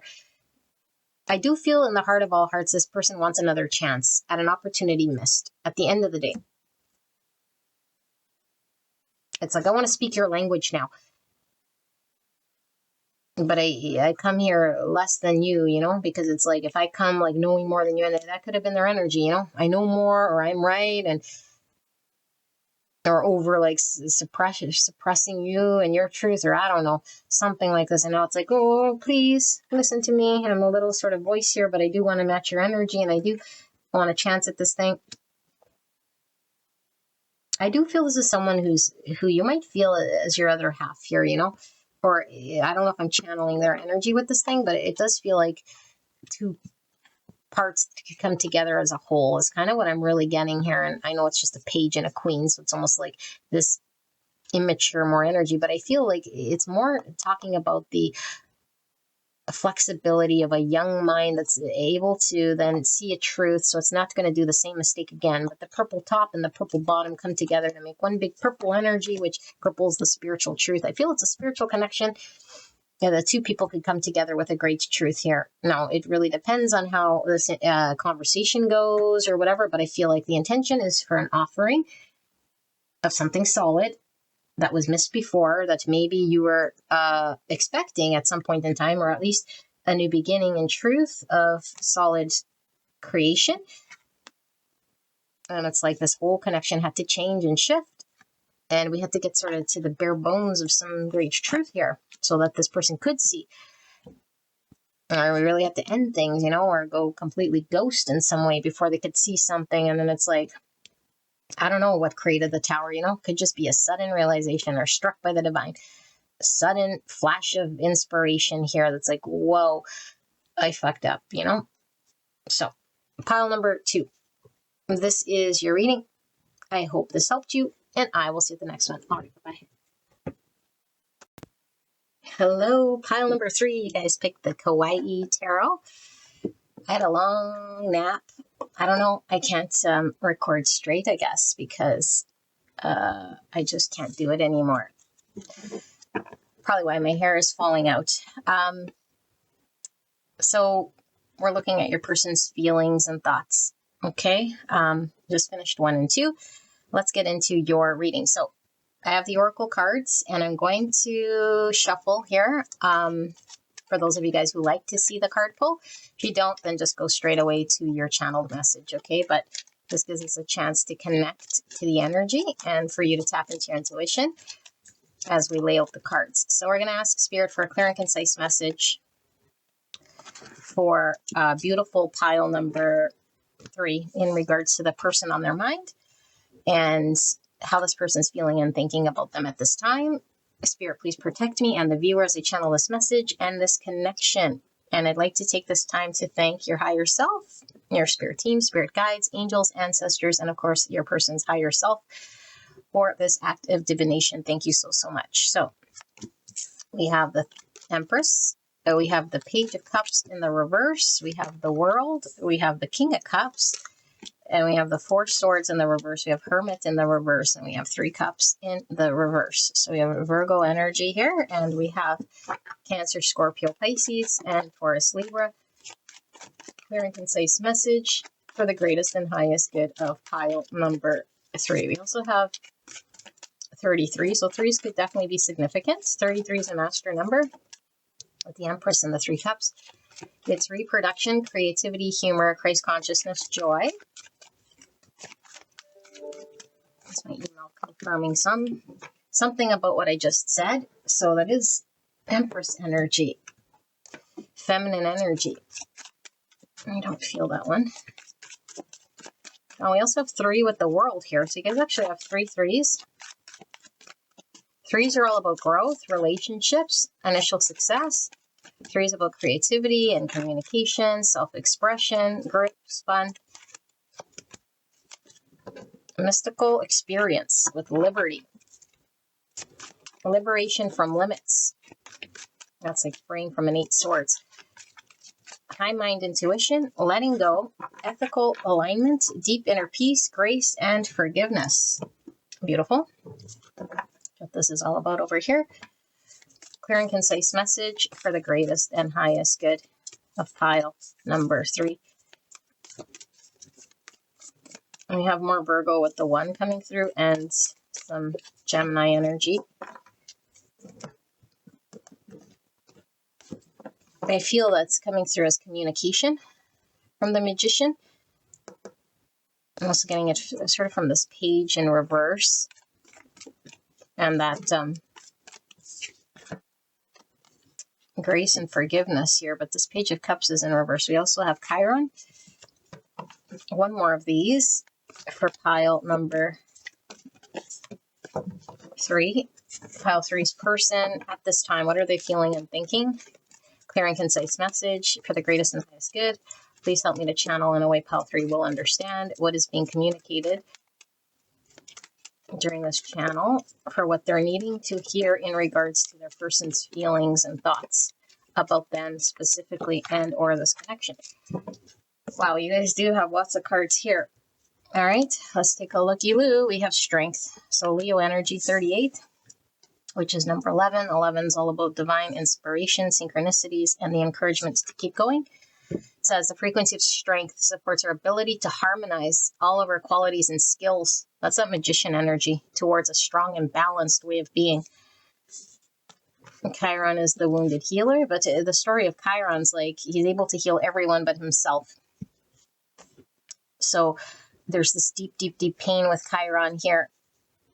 And it's like through this pain and suffering, it sends me on a journey of having to free and heal everyone of this thing that I've experienced. And it motivates me to do this, but I'm unable to sort of free myself. Okay, free self, liberation, liberation from limits, high mind intuition, letting go, ethical alignment, deep inner peace, grace and forgiveness, Virgo, Gemini energy, really the Magician's what I'm feeling here. Leo here, commitment, 13 Scorpio, also some Aries, although there's another 4 here. I'm feeling more Scorpio from this. It says the frequency of commitment supports our ability to devote ourselves and all aspects of our being with unwavering belief. Wow. All right. Gold, 26, or another 8. I'll point over here because strength is 8 in the tarot. Okay. Oh, we have 1111 right beside each other here. So 1111 is a very divine number. Some of you guys could resonate as being on a twin flame journey. Okay, we have the Chiron Neptune. I think this came out for pile number 1. I'm pretty sure. So double Chiron here is very significant as it's coming through. We also have Neptune, the ruling planet for Pisces. And the number 12, which is Pisces. And we have being original. So another 4, Aries and Scorpio. Veil of ignorance, rehashing the past, envy and jealousy, comparison. So for envy and jealousy, this is, opposite of grace and forgiveness here. Comparison, living in lack, self-deluding, self-victimization. Type 4, the individualist, emotional center between lack and abundance. Okie dokie. And then we have 80 and 8, revenge. Oh my goodness. Willingness to harm, couple crisis, revenge, conflict, dispute, payback time. Type 8, the challenger, instinctive center between strength and weakness. Another 8 here. 8 is movement, change, attainment. It is the strength in the tarot, which is about facing your fears, but it could be a strong ego. The shadow here with the dark is giving me the Pluto, which is Scorpio energy. So strong Scorpio does pull through here. And then platonic love, another one here. 73, difficult events. It says chastity relationship, lack of sensuality, tenderness, desireless, idolized love, and emotional connection. Type 1, the perfectionist, instinctive, center between control and letting go. Yes, okay. It's kind of making sense here. I don't know, this feels like I'm going to say a pig's mess. I got to rearrange. You can skip ahead. Why did I put this over here? What's at the bottom of your deck? The Knight of Pentacles and then the Eight of Swords. You were getting that from this liberation from limits, self-imposed limits with the Eight of Swords. It is in reverse. Okay. Knight of Pentacles. Give me a moment to sit here with this energy, okay? And channel what this is about. Lots of eights in your reading. I don't even know where to begin. I'm all scattered here. Let's see.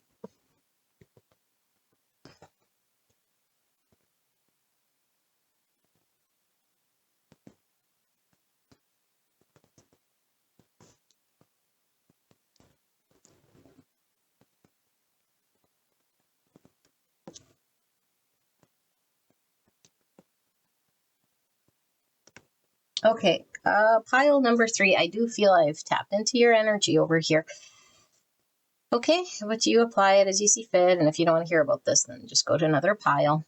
Okay, so for signs, we have Taurus, Libra, and Cancer, Scorpio, Pisces, Virgo, Gemini, strong Scorpio, strong Leo. I don't know if I said Aries, but it is here.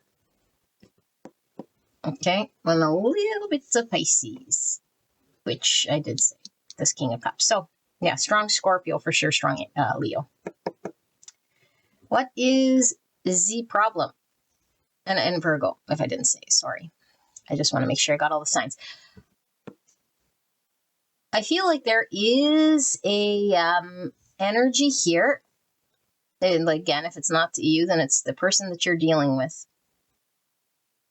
And then I do feel like this person is freeing themselves from maybe something here that has been very, very painful in their world of understanding. And it's definitely tied to this connection. So it could be a lesson shown to them through experiencing you. Okay, if it's obviously read this way. Of their own inner strength, but it is tied to love. It's tied to forgiveness. It's tied to freeing themselves from their own limiting ways of maybe how they make themselves maybe available to give and receive love, or a love of self, or something really tied to the self. So self-worth,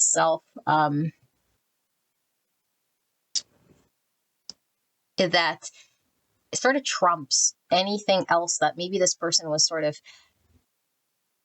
leading by or guiding with, because there does seem to be an overcoming of some sort of shadow self that could have been limiting this person in regards to, again, how they engage with love.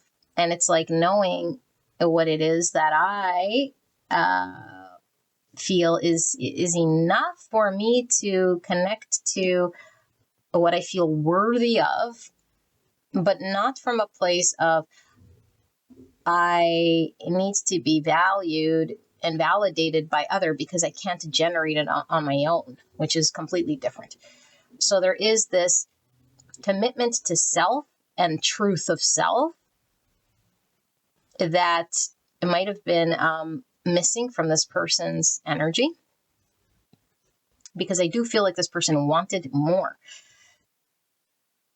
And it's like this environment, this connection, this experience, this dynamic, this setup, this situationship, this experience I'm having with you is not scratching the itch, doing the thing, reflecting back to me what I need and want here.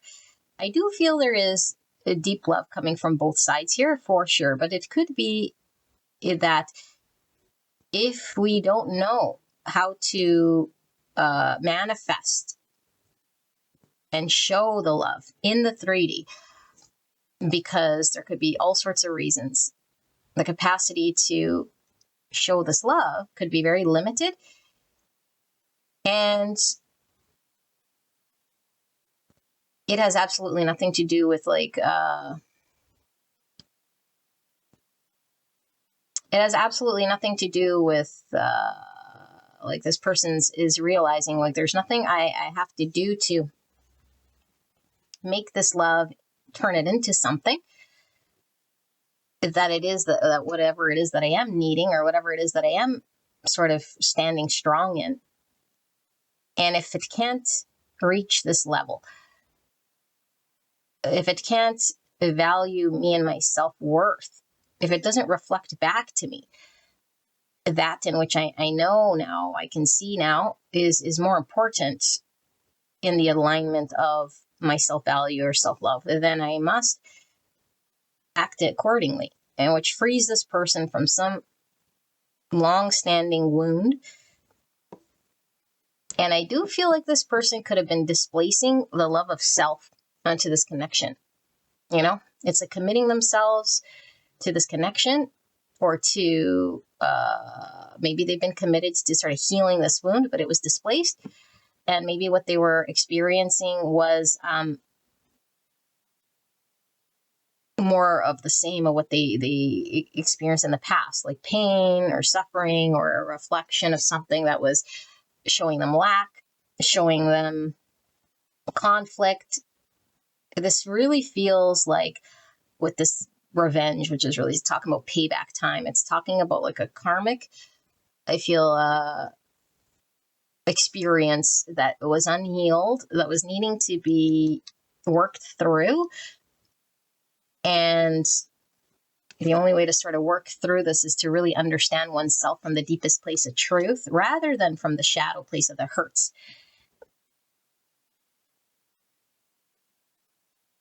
And so I feel like maybe this person too could have been not making something a reality for themselves. You know, it's like, if I really want this vision of love, or this reflection of love in my world, then I gotta sort of do something here that will allow this love in differently. So I feel like there's a deep wound that's been sat with, looked at, healed, as a result of this person understanding themselves maybe a little differently. And I do feel like this person has learned a big lesson here in grace and forgiveness, but I feel it's like a big part of their inner tension, their inner world, that maybe was believing in some sort of lack, or some sort of need to do something in order to attain what they want. Because I do feel at the end of the day, this person feels unfulfilled in this connection by the lack of depth, or the inability maybe to realize something grounded that might have been kept in fantasy, or eluded this person, or it's just felt like it wasn't enough. And it's like, I don't need to maybe settle. Maybe I don't need to chase or prove or stick around or convince myself, or I don't know, there's something like this. And it's like, my greater strength would come from standing in a truth, even if this is facing the wound directly. Because when we have this sort of wound, it's like maybe deep down we didn't know that we were worthy of deserving what it is, the very thing that we want, you know, and having a limitation about how it could come about, or how to attain it, or something like this. And it could also come with a heavy confusion about what love truly means, and to connect to it would have to extend to themselves. Because it's like, love would not make me sacrifice. Love would not put me out. Love would not make me feel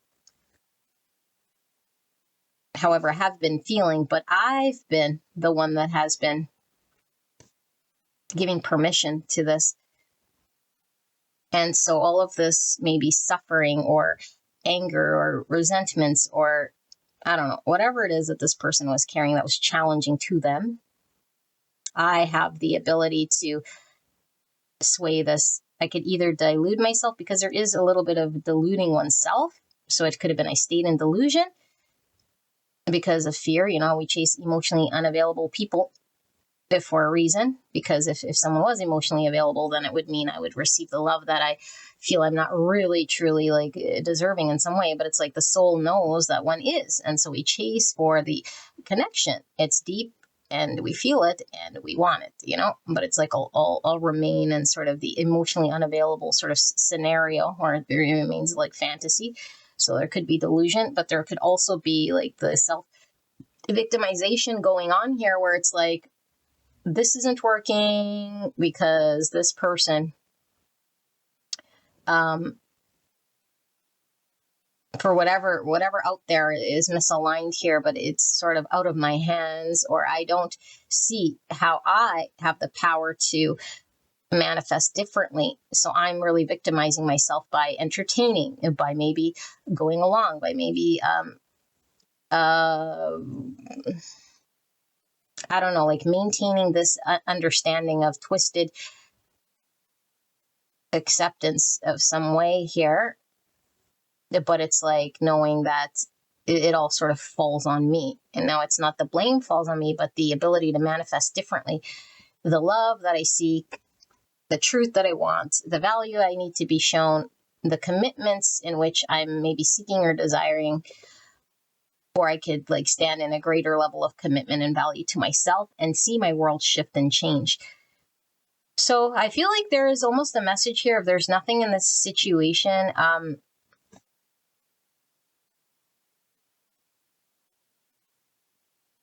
that could make this person sort of undo what it is that they've seen, because I feel like there's a seeing of something here that was in the dark for this person that came through them.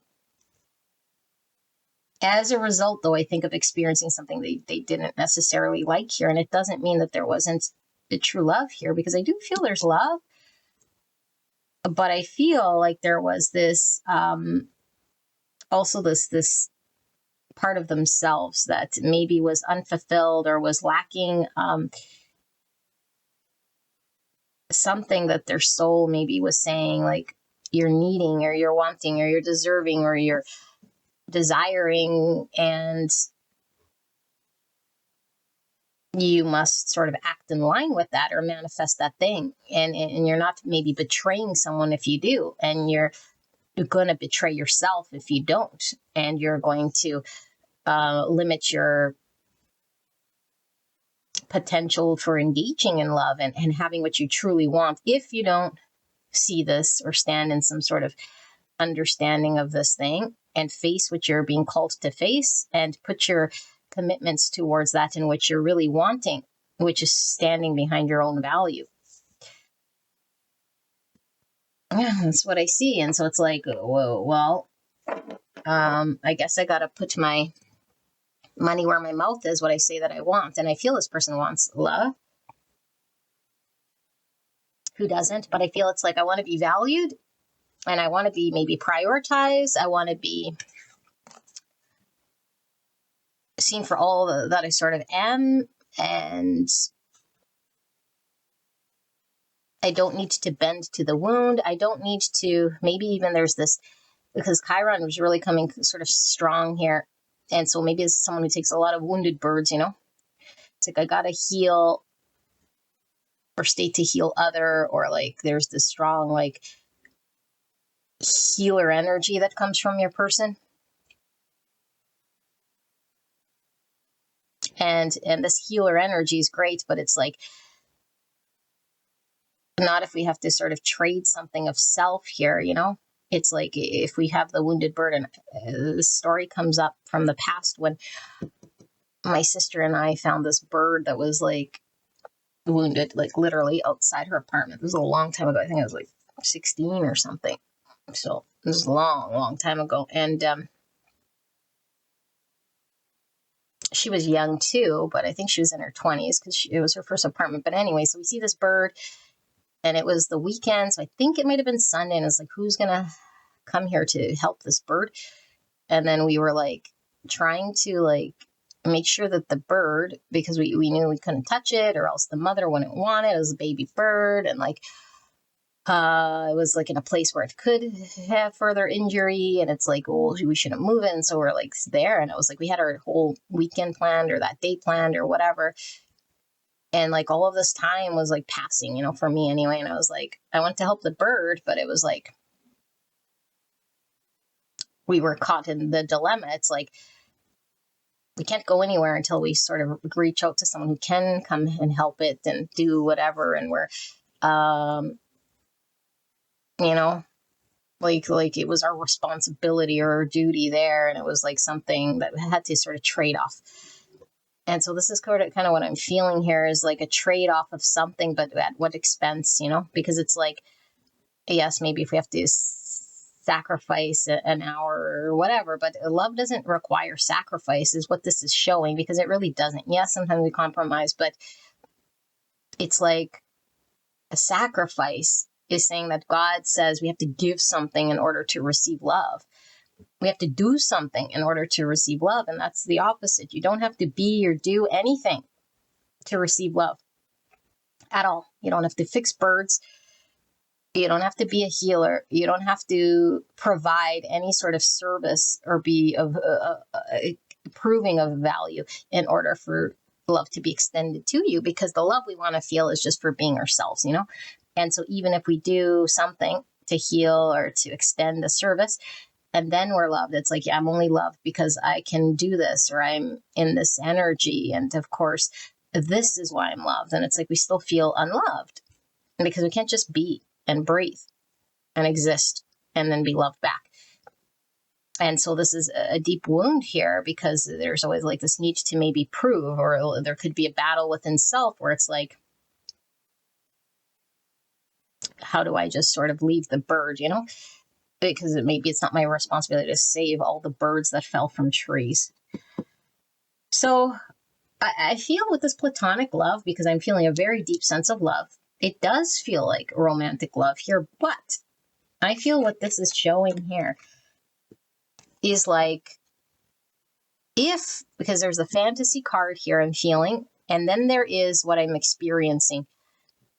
And so the fantasy could certainly be a 5D truth of reality and intuition of a deeper knowing, because there definitely is love here. And so I know of this deep love that hasn't manifested, and that's with all this magician energy that's showing me the truth of what it is that I'm feeling here. And all that I am seeing and experiencing in this manifest world is a stop short here. It's not enough. It's maybe a shallow relationship, or someone who hasn't told me how they feel, or someone who is not meeting the level or the value in which this should signify to them, because it feels so much deeper here. But all I'm experiencing maybe is someone keeping me in friend zone, or somebody, again, not expressing the deep feels or showing the manifest in the world of this truth that is really felt. And it doesn't matter sort of how deep I feel it or how true it exists in the ethers. The reality here is, if I attach to and settle to something that is watered down, or something that isn't full manifest, and that could be the wound, it definitely could be the wound. It could even be like a generational wound, like parents that remain in sort of a loveless marriage or something like this, but there is a love. But it's like to heal the wound, to say, I choose to manifest a reflection in the world, something that reflects this greater, deeper truth of love. And so I must let go of how I've been doing it, or what I am doing, or this connection in some way. But it's like, I don't feel there's like pain. I feel the pain might have come through sticking something out, or the pain might have come through playing small, or feeling stuck, or like sticking with the wounded bird. This feels like I broke a cycle. I healed the thing. someone wasn't emotionally available, or too blocked or immature in their availability of emotions. So it's like not experienced emotionally here, which is not a reflection of myself. And so I could only imagine like an empress here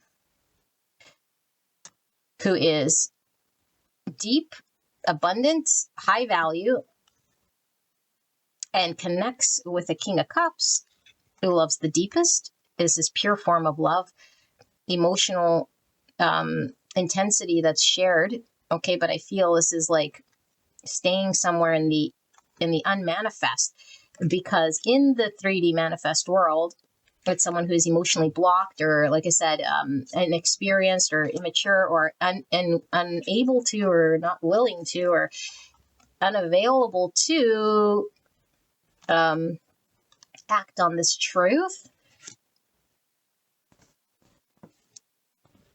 And it could just be this person doesn't connect to a greater, deeper truth, or doesn't see something about their own self, or, you know, there's a lot of unhealedness here.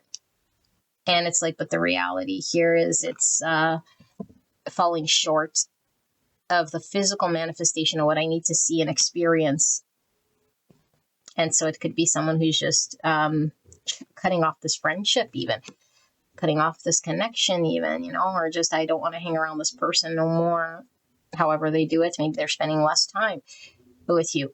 You know, of course, it's probably flipped here, but it's like I free myself from those thoughts I had, that I have to stay there waiting for you to be more than my friend, or to graduate from a page to this King of Cups that I knew you would be, or that I connected to at some point in time. And maybe I was trying to fight you to see it, or proving myself to do it, or conflicted about whatever, and it just caused conflict, or whatever dark experience I had here. It was out of lack. It was out of delusion. It might have been out of self-victimization. It might have been very shadowy from the wound, you know? It's like I no longer want to be standing in the wound.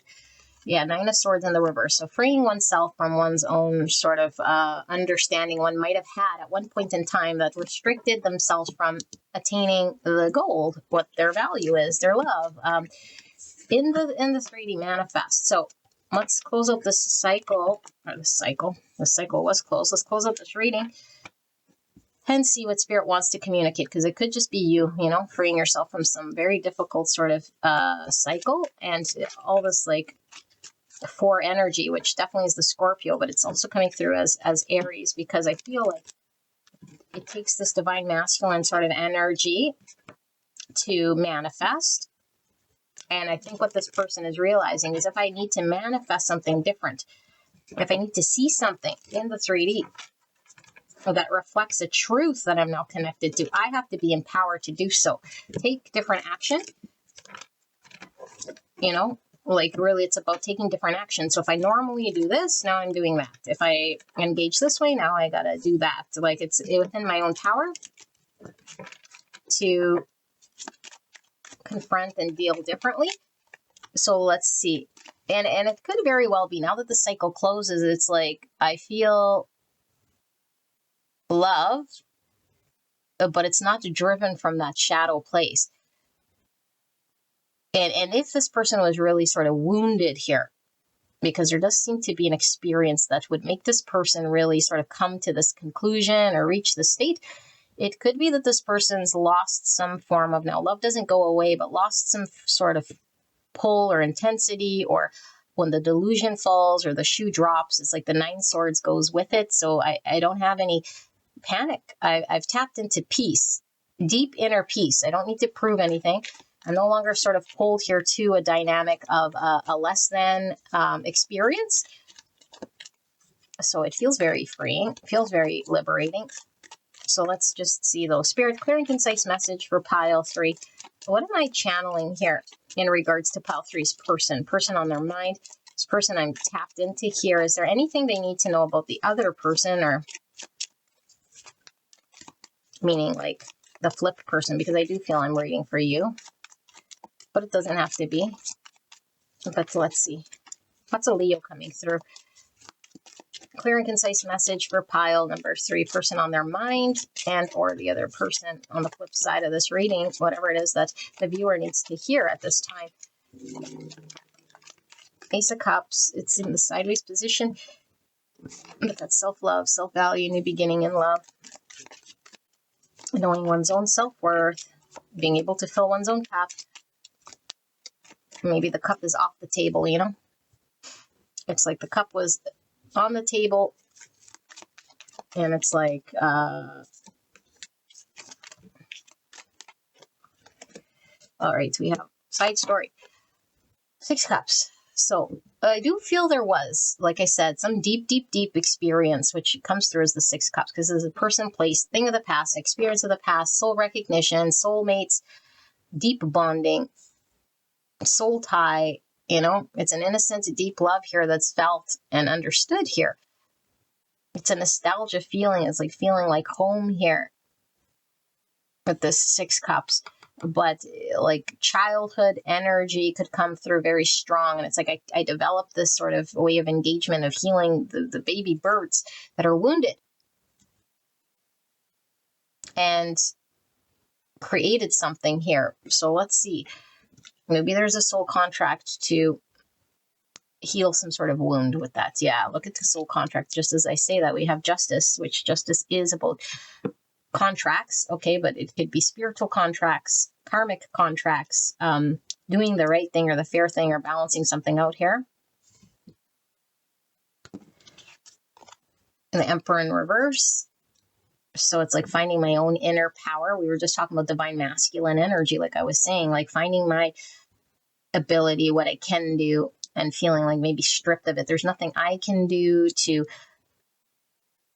create the reality in the world that I need, like my own involvement in what I'm able or capable of doing. And maybe it was like a karmic experience that I was like powerless in, or that I was not able to do. But I feel, because we are asking about the other person on the flip side, okay, and I know I started reading it like this is your person, and so I'm going to continue. The other person, you, I don't want to confuse you, but the other person, it feels like wasn't able to step into the role of emperor. You know, it's like lack the confidence to maybe do the right thing, or like this is like the baby bird that's wounded, you know, just wasn't in a capacity or a position to do so, or had its own karmic justice, but I feel like fell short here, was maybe even unavailable, or was in shadow, or was too controlling, or lacked some confidence, or didn't get empowered to speak up, stand for truth. So it's like, whoa, you couldn't stand for truth. And remember, this person's realization of truth is like their own value and what is true love and something like this. And it's like, if we can't stand behind it, if we can't honor it, if we can't go after to manifest it or to support it, then I'm sort of extending a cup of love here that's sort of being sacrificed to the sacrificial void, you know? That's what it feels like here. Yeah, so I'm no longer wanting to spend my time, my energy, my effort in the same way that I was. I was consistently maybe pouring into it, maintaining this bird, you know, whatever. Bird keeps coming through. Maybe you're seeing a lot of birds, okay, but bird is liberation, freedom, and ascension, like seeing things from a higher perspective and being free, and feel this person's freed themselves from maybe feeling stuck to some karmic experience that maybe was highly imbalanced, or a contract of a soul thing. And it's like, if I stay here and invest, and for a very long time, giving, making myself available, emotionally, potentially like completely exhausted, it's like, is it worth the investment here? Is it fairly distributed? Or is it requiring something of me that's unfair to me? And I need to know the difference, because it hurts. And the only way for me to release myself from the pain I'm experiencing is to not engage or feed it, or to keep myself sort of there. So I feel this person's healed some very deep Chiron thing, is a very deep, I feel, shadowy wound that this person might have carried previous to this sort of coming together that could have been very highlighted by this experience. It's like you must do the just, fair thing sort of for self, which is all in line with your own self-love and self-value. But you must see it. You must know your own power. You must connect to something here to really heal this thing. Okay, 8 cups. Walk away and look at the halo, which I'm really getting like a higher state of consciousness, connecting to that which is divine and true. But with the halo, so I sat with the divine. I saw a greater understanding of it. It's giving that hangman energy. And all it showed me was where I was emotionally dissatisfied and what I needed to do, what I was unable to do in order to find my emotional satisfaction or stay dissatisfied with the reverse 3 of Cups and the reverse or the platonic love, the experience that was emotionally dissatisfying or it fell short. So I don't think this person was emotionally happy in that experience that they had. Chariot. So they're moving forward. So they integrated this shadow thing of theirs, the need to heal the bird or the belief that I'm not in a position to find my own justice or can do this Ace of Cups thing. So I feel like this person is in the process of really getting further away from this connection, And I do feel it's very divine. I'm feeling Wheel of Fortune with this wheel of the Chariot, because Chariot is the universe getting involved with our success. It is about going through obstacle and being able to work through challenge that we might have, internal struggles or difficult parts of ourselves, to integrate the understandings we might have in order to succeed and move through certain things. But it's this karmic lesson, I feel, or break from cycle in order to have something change in their world. It's like, if I want change, I must be the change I wish to see in this world. Yeah. And I don't think this person wants to experience some sort of platonic flatlining. 5 Swords could have created arguments. Release, let go, which is really this whole thing here. Let go. Even if we don't feel we're like secure or could be stable in this movement, it's like, but it's too conflicting. It's too conflicting here. It's like the ends justify the means, and it's like, yes, maybe I do save the bird or whatever, but it's like at the expense of something where there's a loss and a sacrifice, There doesn't have to be sacrifice in love. 10 Cups, after their 10 Cups, the Judgment, I see the truth, nothing but the truth, so help me God. And so I feel there's a state of enlightenment here with seeing of something of, like I said, like a higher perspective of enlightened truth. But the enlightened truth is of their own love, their own self, their own self-worth. It's like I realize it, I see it now, like the lesson that called upon me to learn something, see something, is seen. And the understanding here is that if I want a 10 Cups, because this is being emotionally satisfied with other, not just with myself, but if I want a relationship that's long-term, that's committable, that is like my environment is happy, I'm happy, and we can have a happily ever after. In order to do this, I now see and understand what it was that I was needing to know, that it all starts with my own cup. And if it's tied up over here in a dead end sort of experience, or an experience that isn't doing it, then I'm the only one with the power to pull my cup away and not invest here, because if my hands are tied here, it's not open to receive. And what I want to receive is a 10 Cups. So I must let go. I must let go to make my hands empty. And because here I experience 5 Swords, here I experience an imbalance, here I experience a lack, and no matter how much I'm invested, I'm emotionally dissatisfied, and it might have felt something very painful or it felt like something I had no power over, and it felt like something that wasn't allowing me to move or have success, or it wasn't moving freely with the universe. I might have been constrained with the 8 Swords and the 9 Swords that I freed myself up. It was limiting, it was restricting, it was confining, it was But it might have felt like home, you know. It might have felt like something like this because it's the Chiron. It's like the child, the inner child that connected to something here that was true, that was innocent. And it's like, but I could see a greater sort of understanding here, you know. 4 cups in the reverse. So I do feel like this person, and look at the big cup, or the main cup here is in the center. So it's like, yeah, totally. It's like the 3 cups that was in the reverse over here, that was above platonic. It's like whatever was happening in the manifest world wasn't enough. It was too surface, it was too superficial, or it didn't go deep enough to support my truth of what I feel love and value, and honoring my truth. Even if this other person can't see it, or didn't see it, or just was blocked, or too inexperienced with the Page of Cups in reverse, or just angry or hurt or whatever. It didn't matter the reasoning. It's just saying, now what's highlighted here is me, not so much the lack of experience, or the what I didn't want to experience, or the thing that was superficial that might have been the highlight at one point. I'm no longer interested.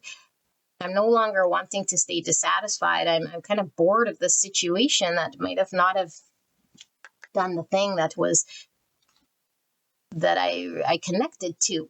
And it was like seeing it in my mind, or dreaming about it, or like fantasizing, or like, you know, like maybe if I give more, or commit more, or stick around more, or show more, or like wait more, like this bird will fly and they'll be healed. And this healing that I must do onto it is like, I don't know, virtuous or honorable, or like, meanwhile, the bird's like, I don't know, pecking at this person's feet and their eyes, and like shitting all over their expensive furniture, you know? It's like, bird, at a certain point, you know, like either I'm going to live here with this, or I'm going to have to see a greater truth that maybe you do belong in the wild, you know, that you're not my responsibility, or that everything else that matters to me, my health, you know, I'm not going to get bird flu or whatever here from like touching your shit, because your shit's everywhere. All right. Yeah. And so to face the greater thing here, it was the thing maybe that this person was trying to avoid, because it runs very deep, you know. When we think that the external world, or that a situation is keeping me stuck, or limiting me, or I can't move, or it has a greater power, and it's like, are we sure about this? Or is this where the wound lies, that we don't see your own power, that we don't see your own value, that we don't command that in which we're deserving of, and not from a place of like, I'm the prize, but from the place of, I can see now that I'm deserving of love just like everyone else, and it must be aligned and feel good, because anything else that falls short of this is like a lie. Even if it is true, it's not my truth. It's not showing me something here that I'm already knowing is the truth, which is my value, which is the ultimate truth here. Okay, and pile number 3, this is your reading. If this is you, congratulations, figuring it out. Okay, we have strong Leo and Chariot. Energy is Cancer, and we also have that Scorpio energy that's all over the place, in Aries, and some Virgo with the Magician. I'm feeling more. I'm not necessarily feeling a whole lot of Gemini with that, but I don't know. It could be. Okay, and then some Libra here. So that's your reading. I love you so much. I'll see you at the next one. Bye-bye. Hello, pile number 4. You guys got the Mysterioso deck. I don't know what the name of this deck is, because like I said, I got a long time ago, and it's just exactly like this when I got it. And there's no name, no nothing. So if you do know, I'd be curious to know what it is. But okay, let's do the oracles first. And I am including this part for those of you guys who do want to see the card full. Okay, but you can go skip ahead if you want. But I do include this so that we can connect the energy to the intuition. And we're asking about pile number 4's person on their mind. I do feel there's one more. person on pile 4's mind, what it is that this person is feeling and thinking at this time. We're looking at feelings and thoughts for pile 4's person on their mind at this time. Clear and concise message channel so pile 4 can understand what is being communicated here in regards to the person on their mind, feelings, thoughts about them, about this connection at this time. Please protect me and the viewer as I channel this message for the greatest and highest good of this connection. Thank you so much, pile number 4, for allowing me to tap into your energy, the energy around you at this time. So blessed to be here. I'd like to thank your higher self, your spirit team, spirit guides, angels, ancestors, your person's higher self, and of course, spirit for this act of divination. Interdimensional beings, thank you very much for allowing me to channel this message for the greatest and highest good of this connection. What is it that pile number 4's person is feeling and thinking at this time? Cards are coming out in 2s.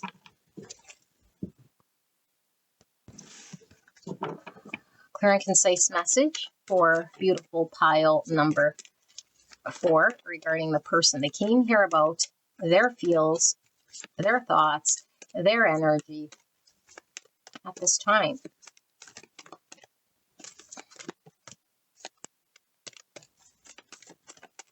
This could be a blended pile. We'll see. It feels like there's one more here. Yes. 2 more oracles here, okay? Or oracle packs we're going to go through. Clear and concise message for the greatest and highest good of this connection. What is it, pile number? Is there another one? Yes. Pile number 4's person on their mind is feeling, thinking. What is their energy? What is pile 4 needing to hear about the person they came here about at this time? For the greatest and highest good of this connection, please protect me and the viewer. There's one more here. I feel it. Let's see. One more. It's this one. True identity. The solar plexus, 12 and 3, Taurus, Libra, Pisces. So it says true identity, personal achievement, being versus appearing, authenticity, self-awareness, personal values, emotional deepness. Type 3, the Chiba emotional center between appearing and authenticity. Now, so I feel someone's seeing something about themselves.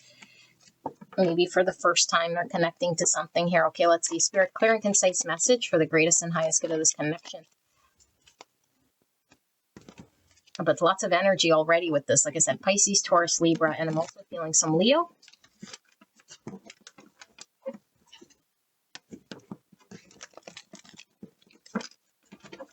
It's really feeling like someone connecting to the truth of how they feel, or a rawness of love here that's coming through, you know.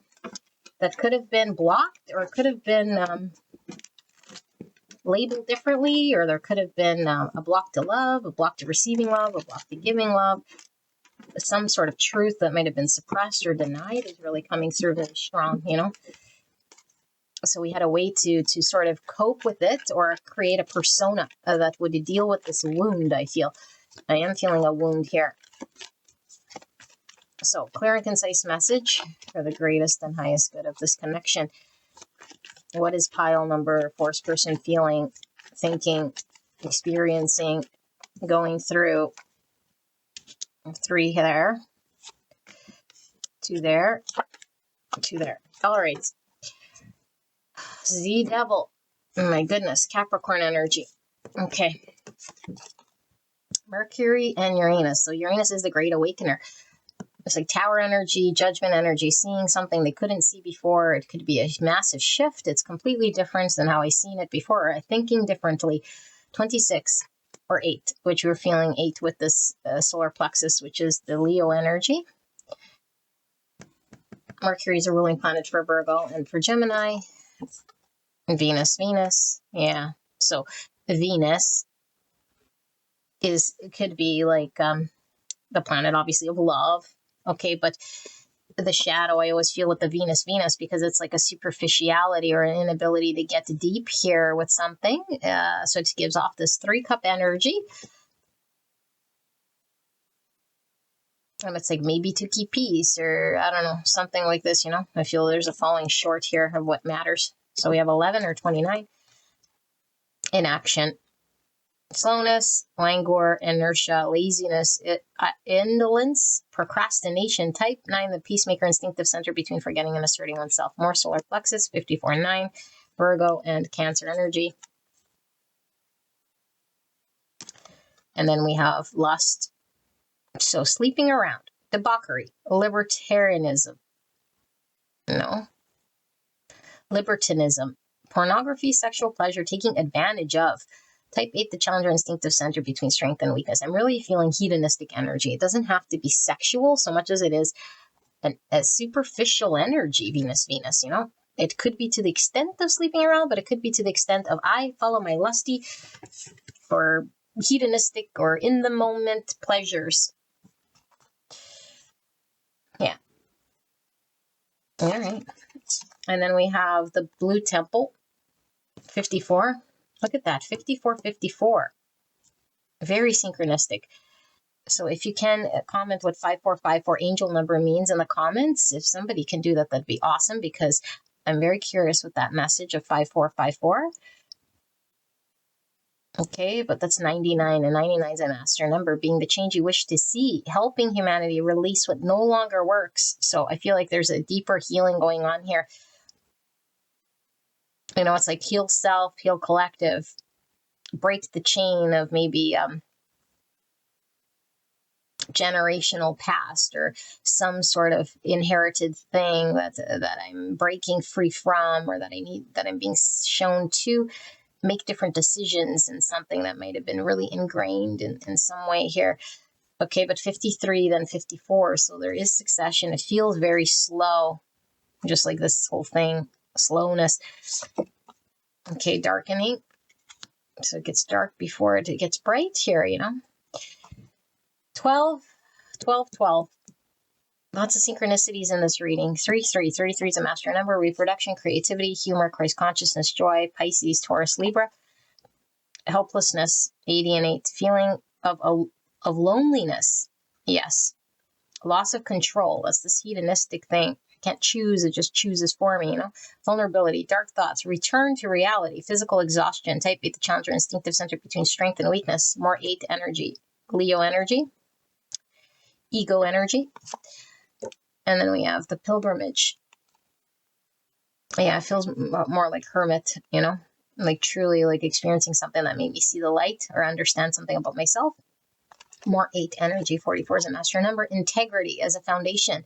Yeah, definitely it can't be integral with this energy, you know, standing on something that is integral, higher value than this Venus.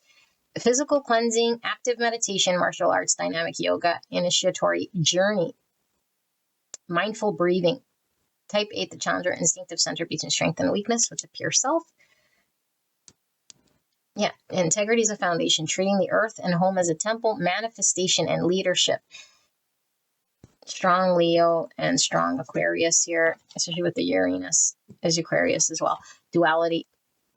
Wow. Moon energy, Cancer energy. The frequency of duality, which is this devil, supports our ability to gracefully flow with the everlasting movement among all opposites. So 8 is about movement. And we have an 8 here, we have an 8 here, we have an 8 here. Okay, 88 is movement, change, attainment. 88 is a higher calling, the grounded in self-awareness, reverence for life. So like I said, there's something they're becoming self-aware of, you know? It's like maybe seeing the devil or the shadow. There's that hedonistic energy coming through again, or this lustful energy, or this pull by the devil, whatever the devil symbolizes here. Sex, drugs, rock and roll, whatever it is. Unhealthy habits, patterns. The thing that gets my immediate attention. And I feel helpless, hopeless, but dark night of the soul, pilgrimage, some sort of awakening of truth happening here. Presence, 32 and 5. The energy of presence supports our ability to focus our full attention and stay in the here and now. Yeah, so is something that is opposite. So we have the duality because opposite, the devil has my attention, the pull, the immediate gratification, the hedonistic energy, feeling helpless. It created this inaction, and now there is this presence that is being understood. But I feel like we could be going through some form of dark night of the soul, or the depth of realizing feels in some way here that's been shown to us by action. 10 swords by an ending, potentially, with the 10 swords, or something does definitely have to come to an end. It does feel very painful with this. And the 2 swords are sort of highlighted in the middle because I feel like that's this inaction. It's like this inaction was here as a thing. Even 4 swords is in action on either side. So it felt like, I don't know, like a lot of inaction here, could have resulted in an ending. The inability to free myself, the inability to decide or move or communicate or think differently or choose differently, or, I don't know, understand something that I might have needed to take action on, or something like this. And so now there's this painful experience of an ending. King of Wands. This is beautiful energy amongst all this, because it does talk about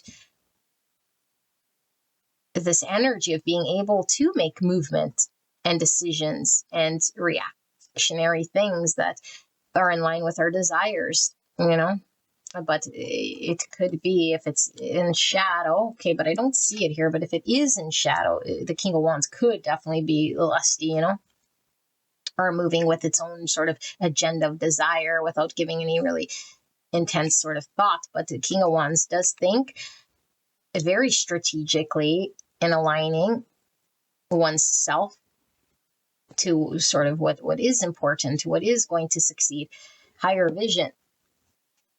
But it's like, how do I make it happen?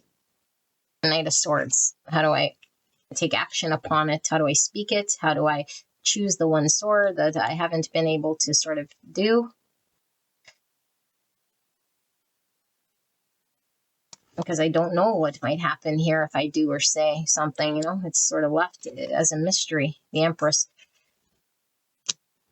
So we have that 3 energy coming through again. Divine feminine, abundance. This is giving and receiving love. By communicate or take action on opening our space here with this Empress. So this Venus energy, but this is deeper than this Venus, because I feel like this is the true depth of like honest, pure love in its fullest form, rather than some sort of superficiality that sort of scratches the itch, or it's lusty and it falls flat. It's sex without love. It's, I don't know. Okay, Page of Swords in the reverse. So this could be a block to communication, because it's unavailable to us. Look, he's holding this scroll as well. So there's like a rolled up scroll. So there's more to be seen or understood here.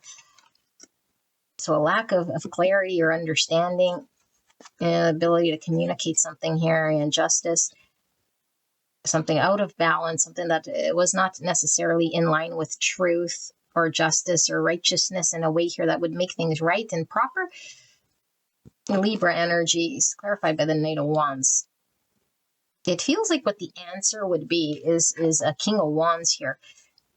This feels like the solution would be like but towards the truth. Like a King of Wands towards the truth. A King of Wands towards love. A King of Wands meaning someone who is confident to take action on the truth of their real desire that goes beyond superficiality. And so maybe I don't trust myself enough, or something needs to be seen or understood by me that I feel is finally seeing something.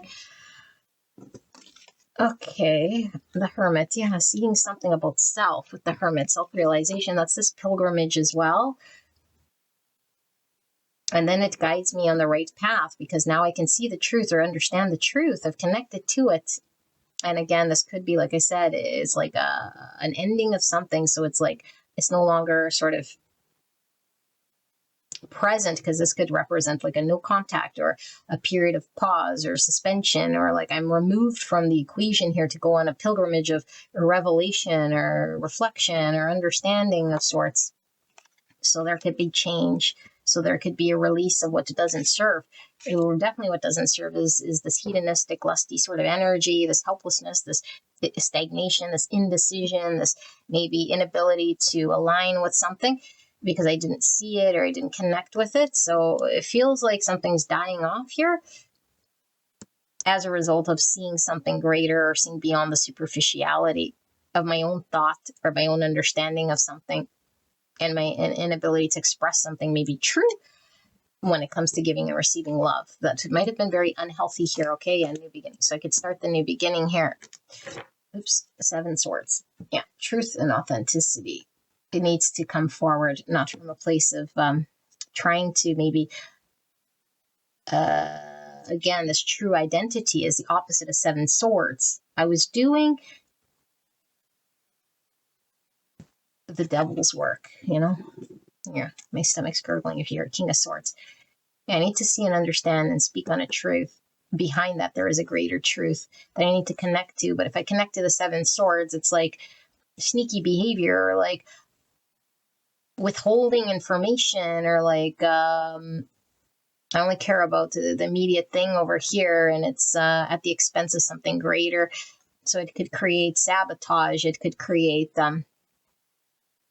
others seeing us as sneaky or lying or not integral or not true or not in our truth, you know? We're sort of appearing like I don't know, something not too great here. Okay, let me tap into this energy and channel what this is about. So we have Scorpio and Virgo, Aquarius, Libra, Capricorn, Gemini, Libra, Aquarius, Taurus, Libra, Leo, Virgo.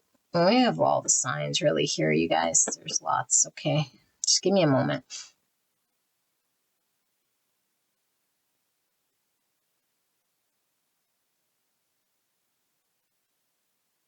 Physical cleansing. Wow.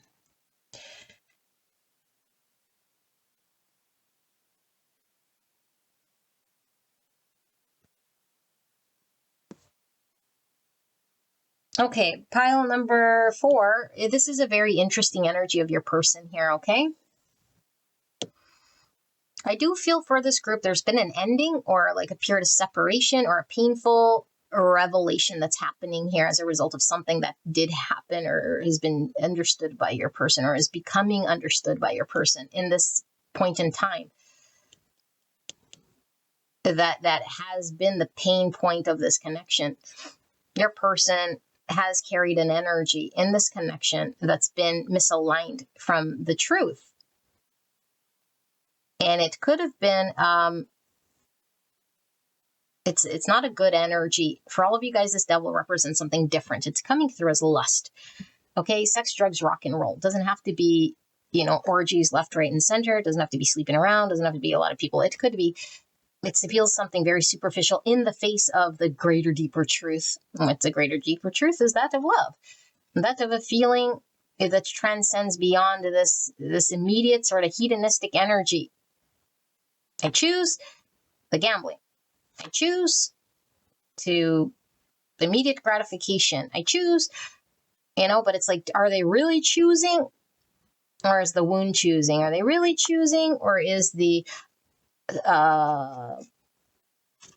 sabotage ways choosing? You know, are they really choosing, or are they not connected to a greater sense of depth within themselves to be able to know that there's a choice? And there goes my email, which that was the answer. Were they able to connect to a greater, deeper sense of their truth?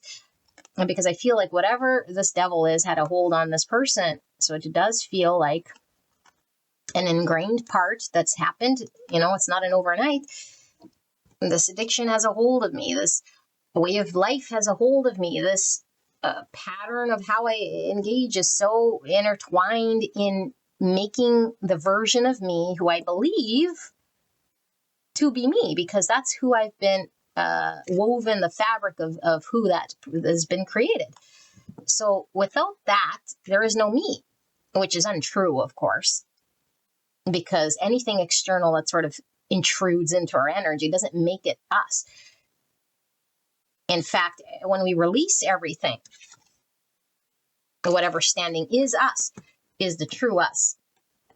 Because we outgrow certain things. We might engage with certain relationships and think, I am this relationship, or I am this way of life, or I am this fill in the blank. I am an addict. I am unhealthy. I am whatever this thing that didn't work in your relationship.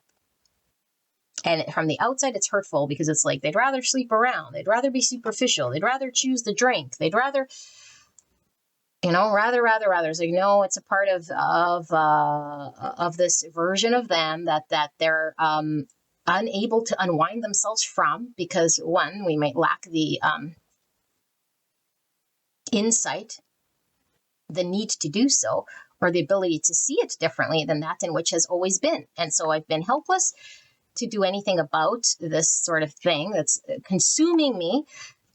And while this created was an inaction in this connection, because when my energy is sort of wound up in something that is not the connection, because I'm acting from this other place, this other identity, let's say, not from the true self, not from the truth, because I didn't see it. And then I'm acting from that place. It's like I can't be completely available to do the right thing or invest or to choose the truth.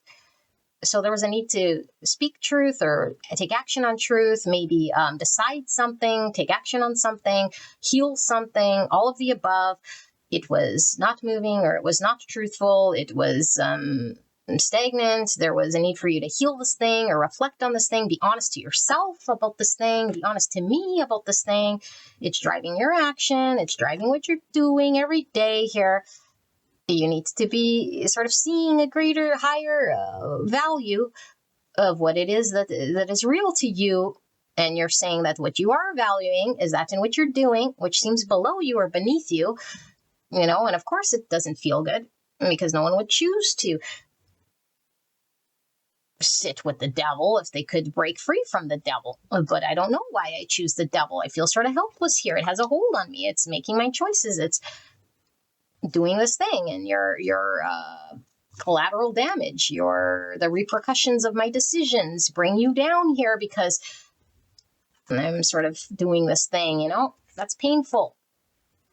And so you're here probably full of love, saying, I see something deeper than that, and it's like sometimes we have to really hit rock bottom here, and it gets very dark.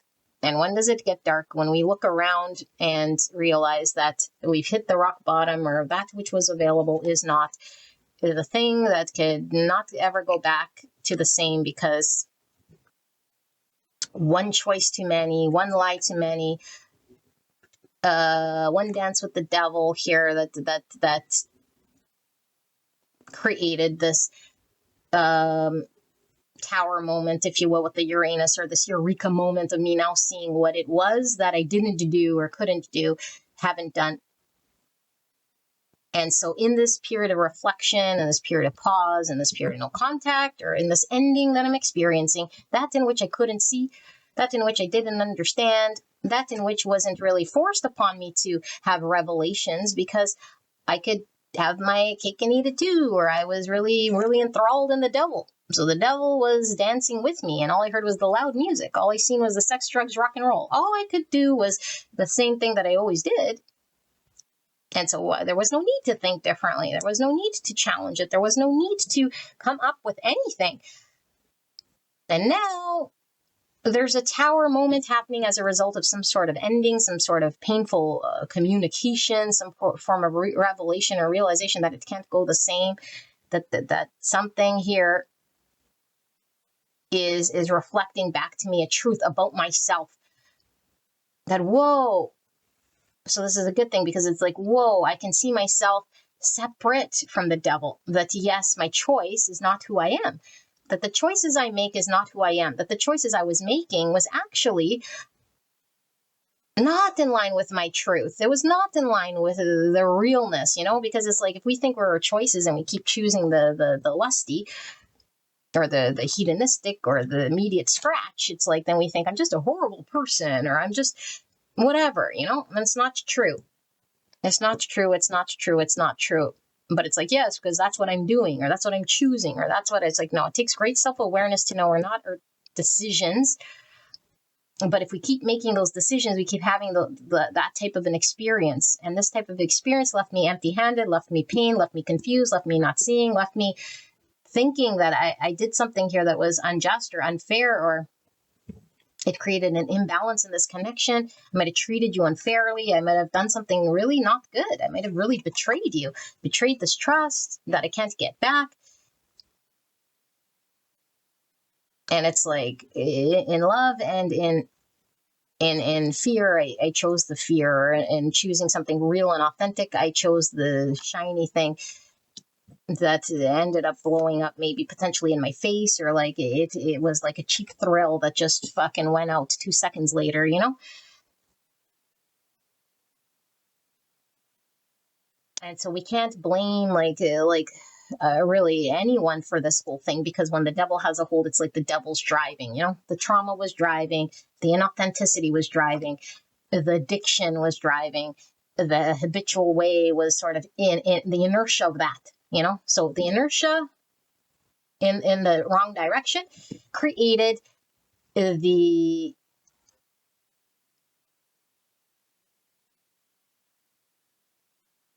lack of movement in another direction of truth. And then looking at it, it's like, well, you chose a superficial, or you're choosing superficial lifestyle. And then the more we sort of look at it, it could feel very horrible for both sides, because it's like one side can say, well, there's nothing I can do, which is true, because we can't get someone to break their addiction or see their truth or see their value or work beyond something or connect to a deeper truth. And then the person in it feels 10 times worse, because like, I feel helpless, hopeless. I can't defeat this devil on my own. Now I feel alone, because there's something about feeling loneliness, a loss of control, because I never had control to begin with. I don't know what's within my power. The devil made me do it. It overwrote this thing. And so I feel like there's a need for physical cleansing, whatever this is, because I do feel for a lot of you guys, it could be like a physical, visceral thing that needs to be flushed out of this person's system, you know? And if it is just energy, it's like other people who's like contaminated my energetic body. Okay? Because it's like, energy is a real thing, and whoever we sort of intermingle with here sort of lays our energy down.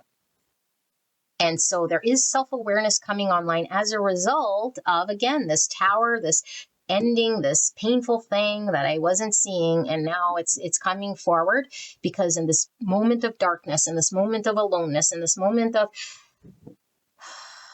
you know, it's very, very painful here. It's like, my true self is still there, because nothing can erase the true self. And in this duality, it's like understanding that there's like there's always obviously two sides. You know, everything has polarity, but there's always like the truth comes, and then what's the opposite of truth is like the illusion of the truth. And it's like knowing which is what, because if I believe the illusion, then I believe the story of the devil. I believe I'm bad, I made decisions, I'm this, I'm that, you know. But it's like, if we believe in the truth, then we understand a greater, higher perspective of self here. Now, it doesn't mean that the habit it breaks, but it's like I could see and understand it. That's the first step. I could see and understand, because when we're really sort of in denial or enthralled with the devil, the unjust thing would be to justify it, or to not even see it or admit it or to support it. But it's like, well, that's really not doing any service here to anything, even yourself, especially not this connection.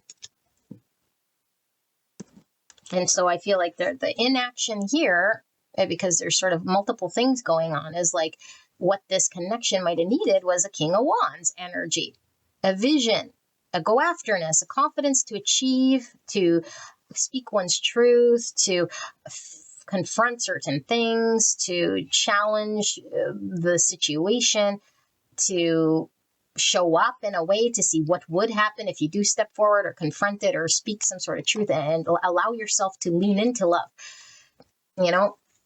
maybe confront what it was that we shied away from here, because I feel like love was available. And I feel like this is your energy, you know, this Empress, beautiful, grounded, abundant, willing to give and receive love, accepting, compassionate, harmonious, knowing self-worth. It's a beautiful energy. And it's like, a good thing like this doesn't vibrate in an energy here that isn't in line with integrity and truth. And so this Empress might have called it quits. This Empress might be sort of saying, I'm over here waiting for this King of Wands to step into some sort of truth, take action on the truth, confront the thing he's needing to confront. And so therefore I put an end to the devil in my world, or I put an end to the stagnation or the what it is I'm not wanting to sort of experience here.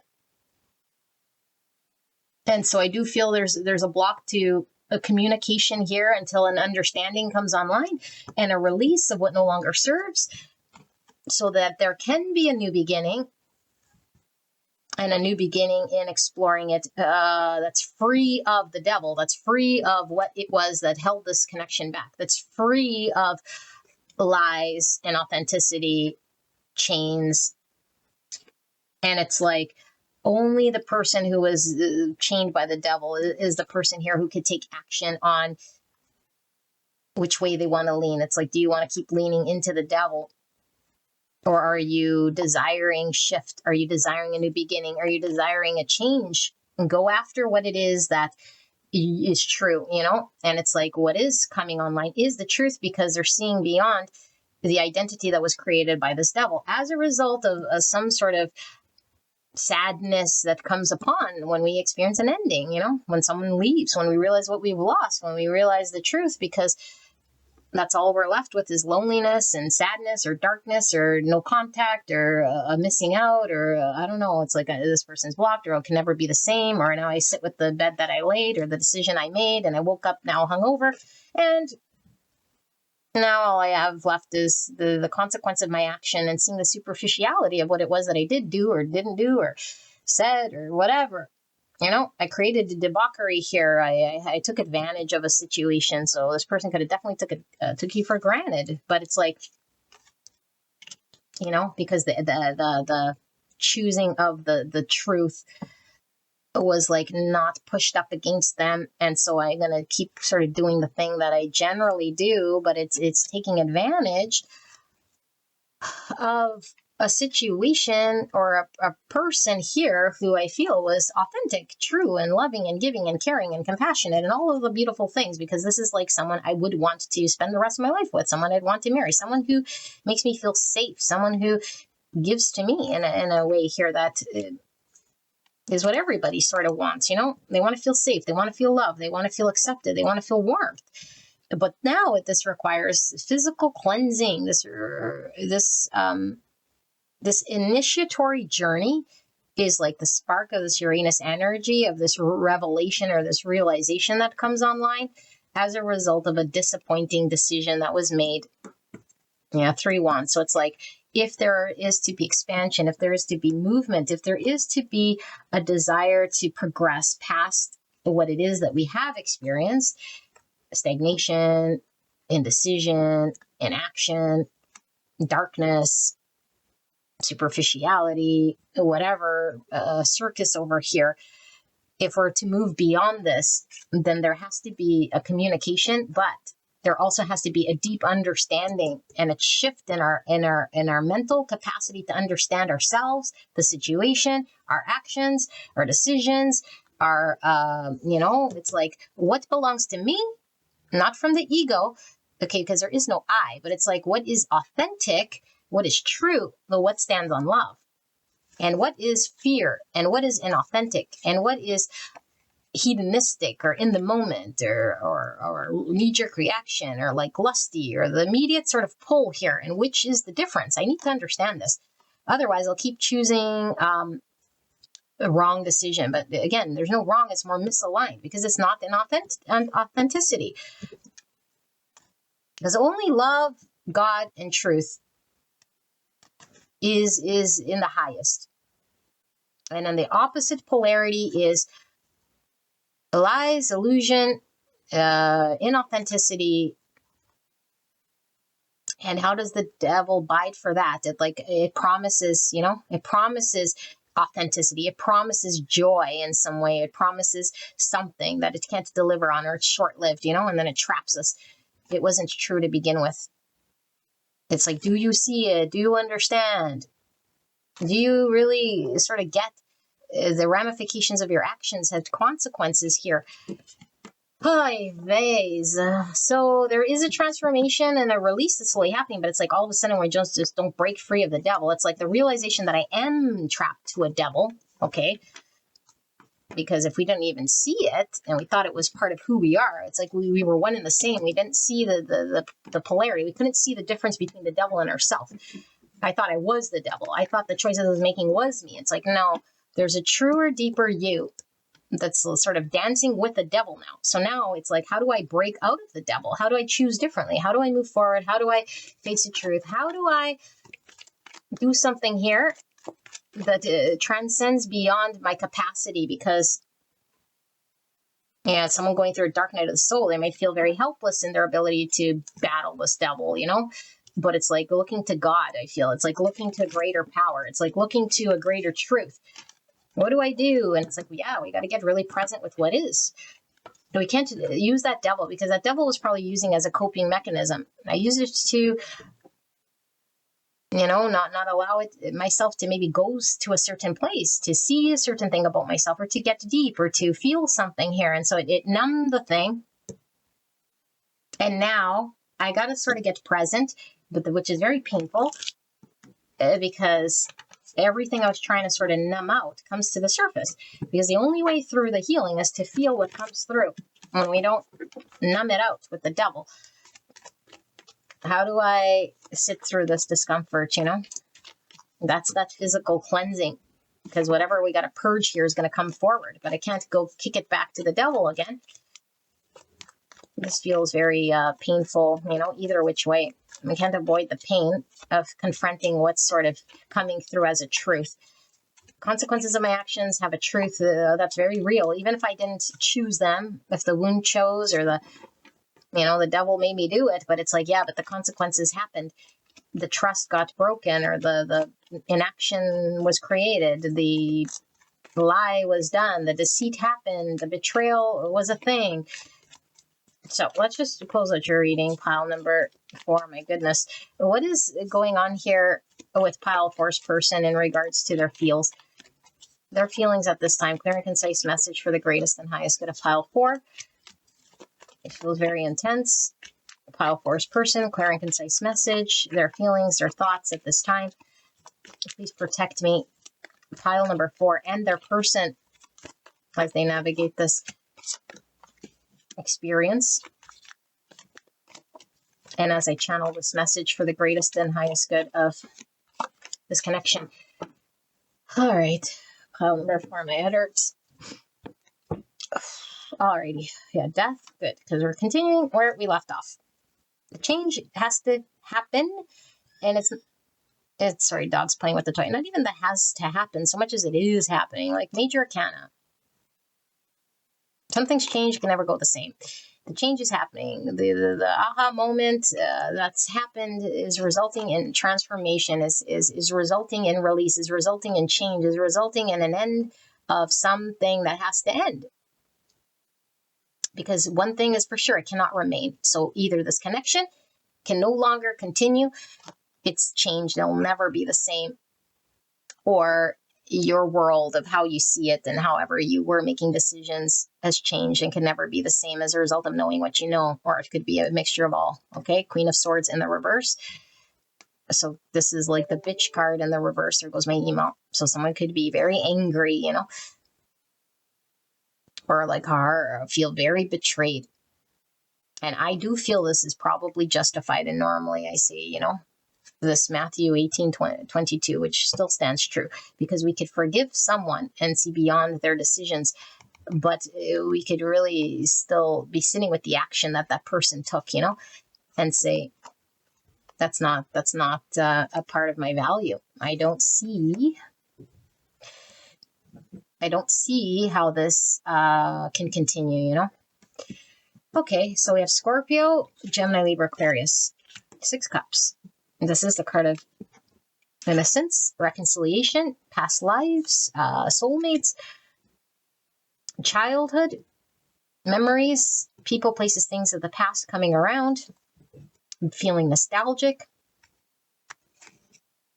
5 of Wands. This could be the card of jealousy, competition, inner conflict, 2 different sort of, more than 2, multiple sort of understandings, conflicting thoughts, differences of ideas, bickering.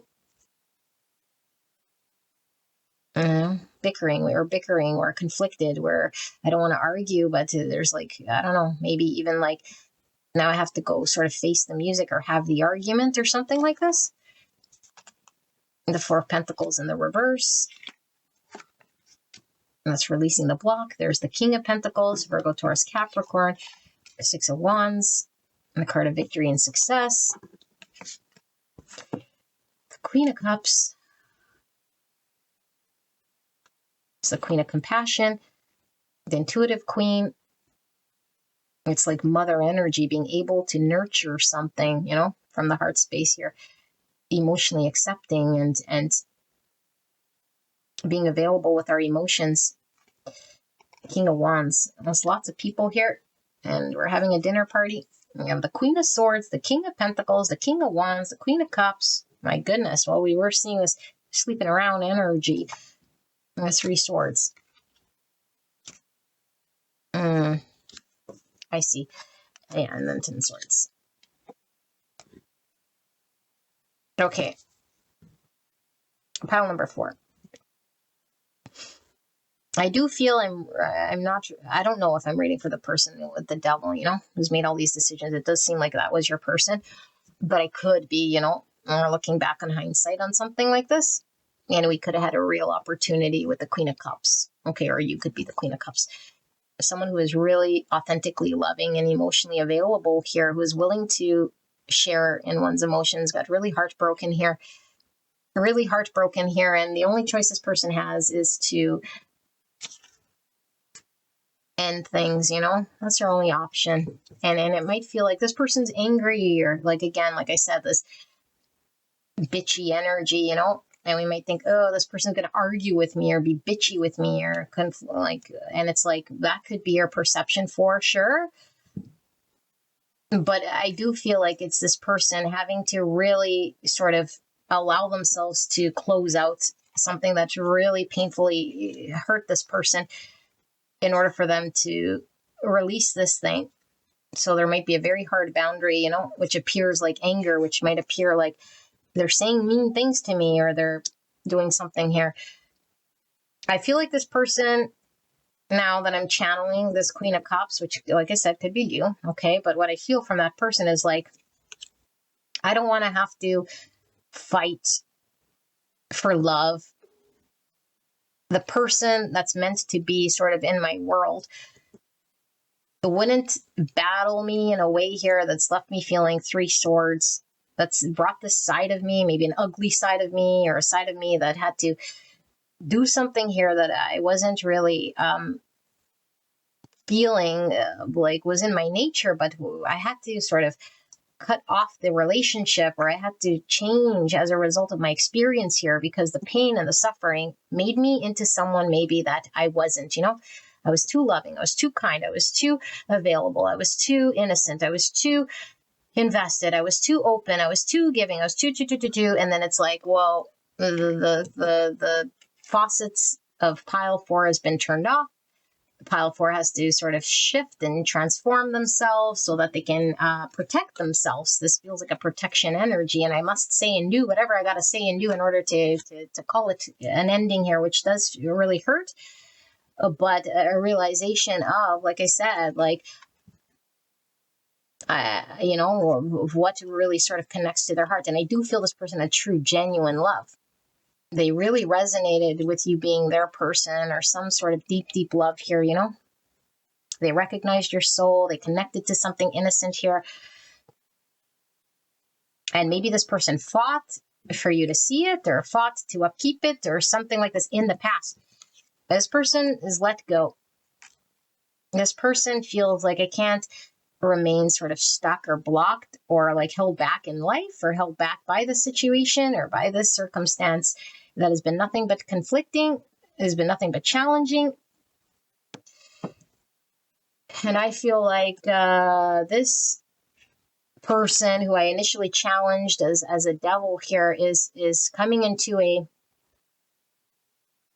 revelation, a hallelujah moment of seeing something within themselves that was always sort of there, but they weren't capable of sort of connecting to what it was that put them centered with that energy, because it did require, like I said, a king of wands energy, the confidence, the vision, and knowing how to align that fire.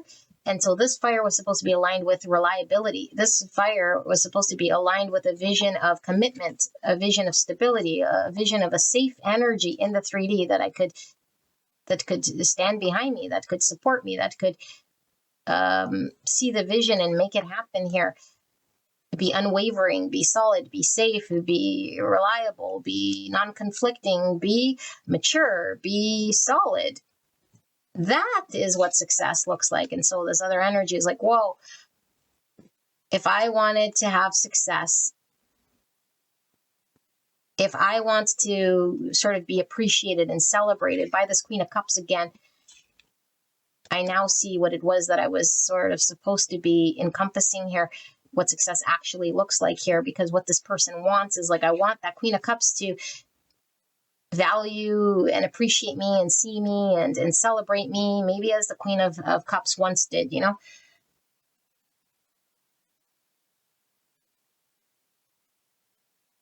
But I feel like there is a real missing of an opportunity here. And I feel like there's a real pain, and both could be experiencing a pain for sure, you know?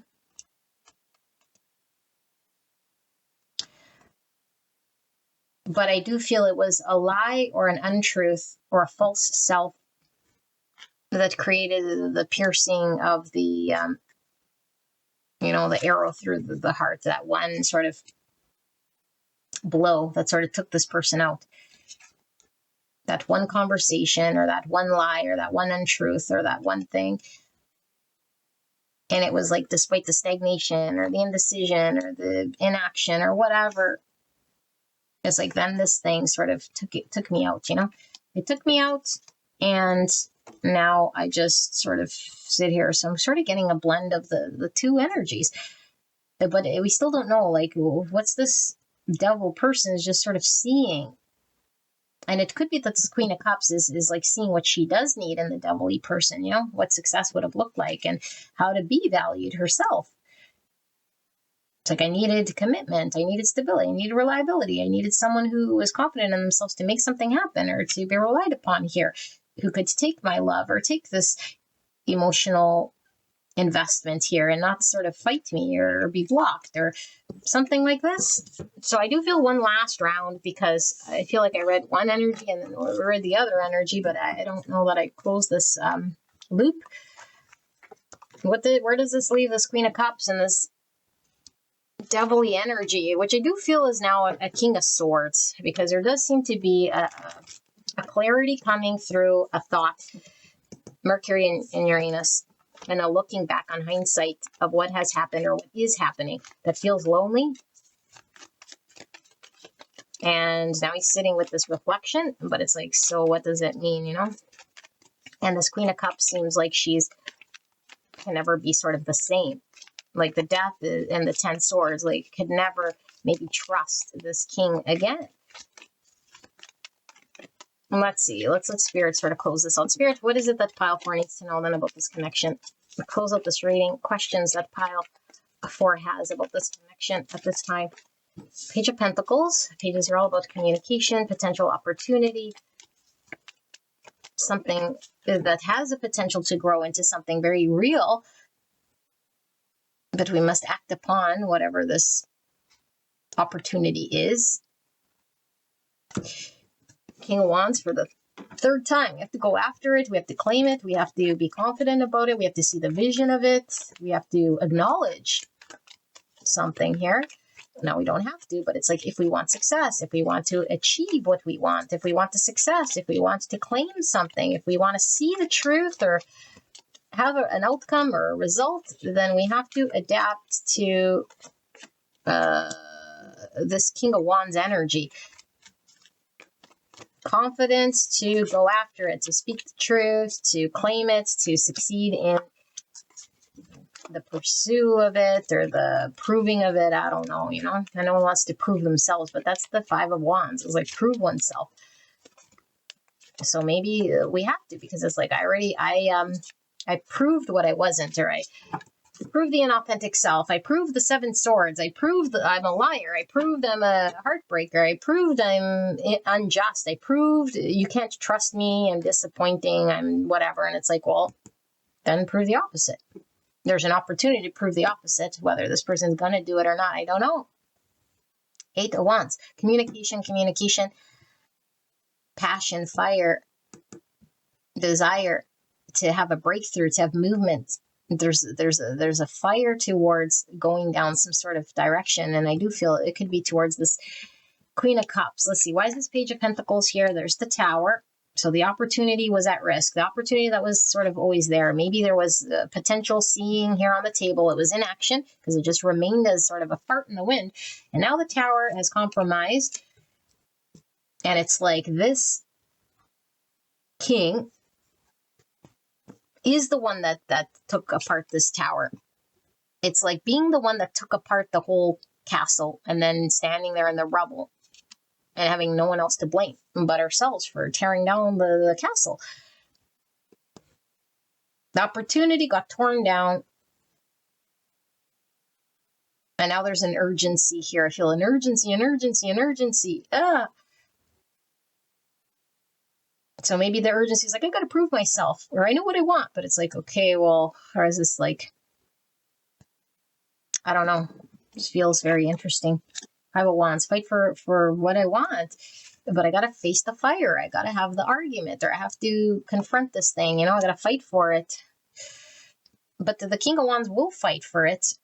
Because the King of Wands doesn't say, ooh, conflict, ooh, argument. The King of Wands is like, I know exactly how I'm going to win this, you know? That's the King of Wands energy.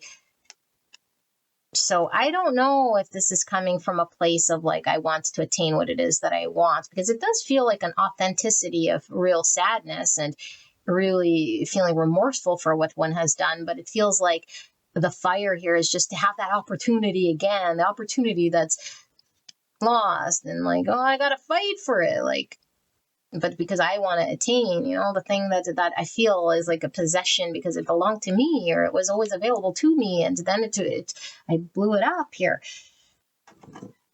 Okay. Fool in reverse. The opportunity is slipping here. My new beginning, the chance I had, because this was just a chance. I feel like there was a budding chance of something that could be a whole new beginning for this person, but that would require them to go down this path, you know? But the inaction here and the thing that happens, Six Swords, move out of conflict, and then the Seven Swords face this lie, the true identity. This is the Seven Swords in reverse is the thief, returns the swords, comes back, tail between legs, says, I'm sorry, or I see the truth now, or I wasn't honoring something here. I could see where I was misleading, or I see the sabotage. I know it was wrong. I don't want to be in inauthentic energy. And the only way to get out of inauthentic energy is not to sort of just avoid it or move away from it or deny it. It is to come clean. It is to see it for what it is, you know? Because we might know something's off, but it's like, I don't want to still admit it. I don't want to see it. I don't want to talk about it. I don't want to argue about it. I don't want to confront it. And so I just avoid it. It's like, you can't avoid it. You got to confront it. You might have to do the uncomfortable thing. The thing we really didn't want to have to do. in order for things to move, to get better, in order for us to overcome the argument or the sabotage or the conflict we both had, and to do this, we have to be in this energy, a confidence in ourselves to communicate what it is we truly sort of want here and what has happened. Otherwise, that opportunity sort of flies away and we don't have the chance to explore it. But it's up to this King of Wands whether he wants to take this sort of risk or this have this conversation or face the fire. But I do feel there's like communication. And I think what it is he doesn't know, is this chance now blocked? Is this opportunity no longer given to me? Can I no longer go down this path? But one thing is for sure, regardless if this path is open or that Queen of Swords blocked me or doesn't talk to me again or wants to argue with me or she's still upset or she's still 5 swords or she sees what I did and she doesn't accept this apology. One thing is for certain, I have to say I'm sorry. I have to acknowledge what was unjust, what was not true, and then see what happens with this door, whether this opportunity then opens for movement or whether it's just it stops right here, but the intensity of doing the right thing or righting the wrong is so strong, and it can only come through the conversation, not through avoidance, not through denial, not through doing more of the same, not through let's just ride the wave of it and pretend it didn't happen. No, that's not a happening. And I feel this King of Wands knows it. And I feel this King of Wands is going to have this conversation, whether he wants to. I mean, he wants to because he wants the opportunity. And he feels called to, but whether he wants to be in this position, no, because he knows like it's going to be hot in the kitchen. He knows he's going to have to confront something here that's challenging. He knows that he has to deal with the aftermath of the rubble. He has to stand in the bed he made. He has to look at the walls that crumbled. He has to see the lie had consequences. He has to maybe even confront or have the conversation that tells him, that opportunity you had, it's gone. And sit with that. And how would this King of Wands feel? Ouch, because the King of Wands is used to getting what he wants. And he doesn't lose, but it's not in his hands. It's the universe. It's a consequence of action. And so the universe is saying, find out, but you can only find out through this communication.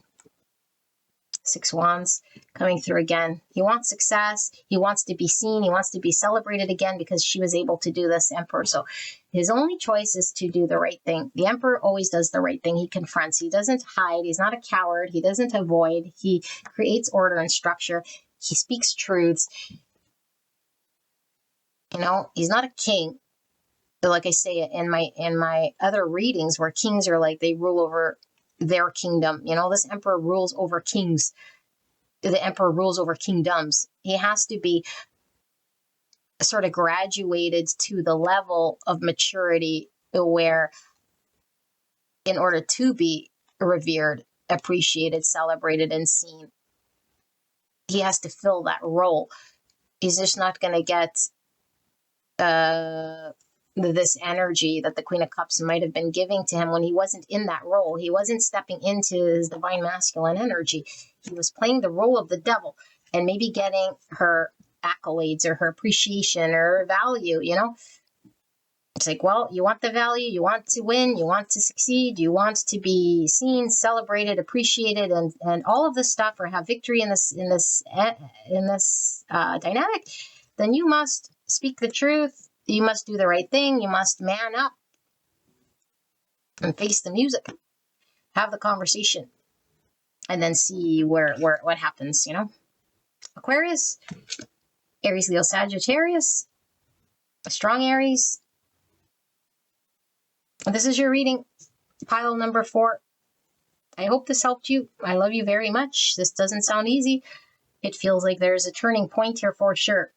And I do feel like nobody wants to sit in lies and suffering, So either which way, it frees a situation that might have felt very intense, you know? It could have been very destructive is what it feels like.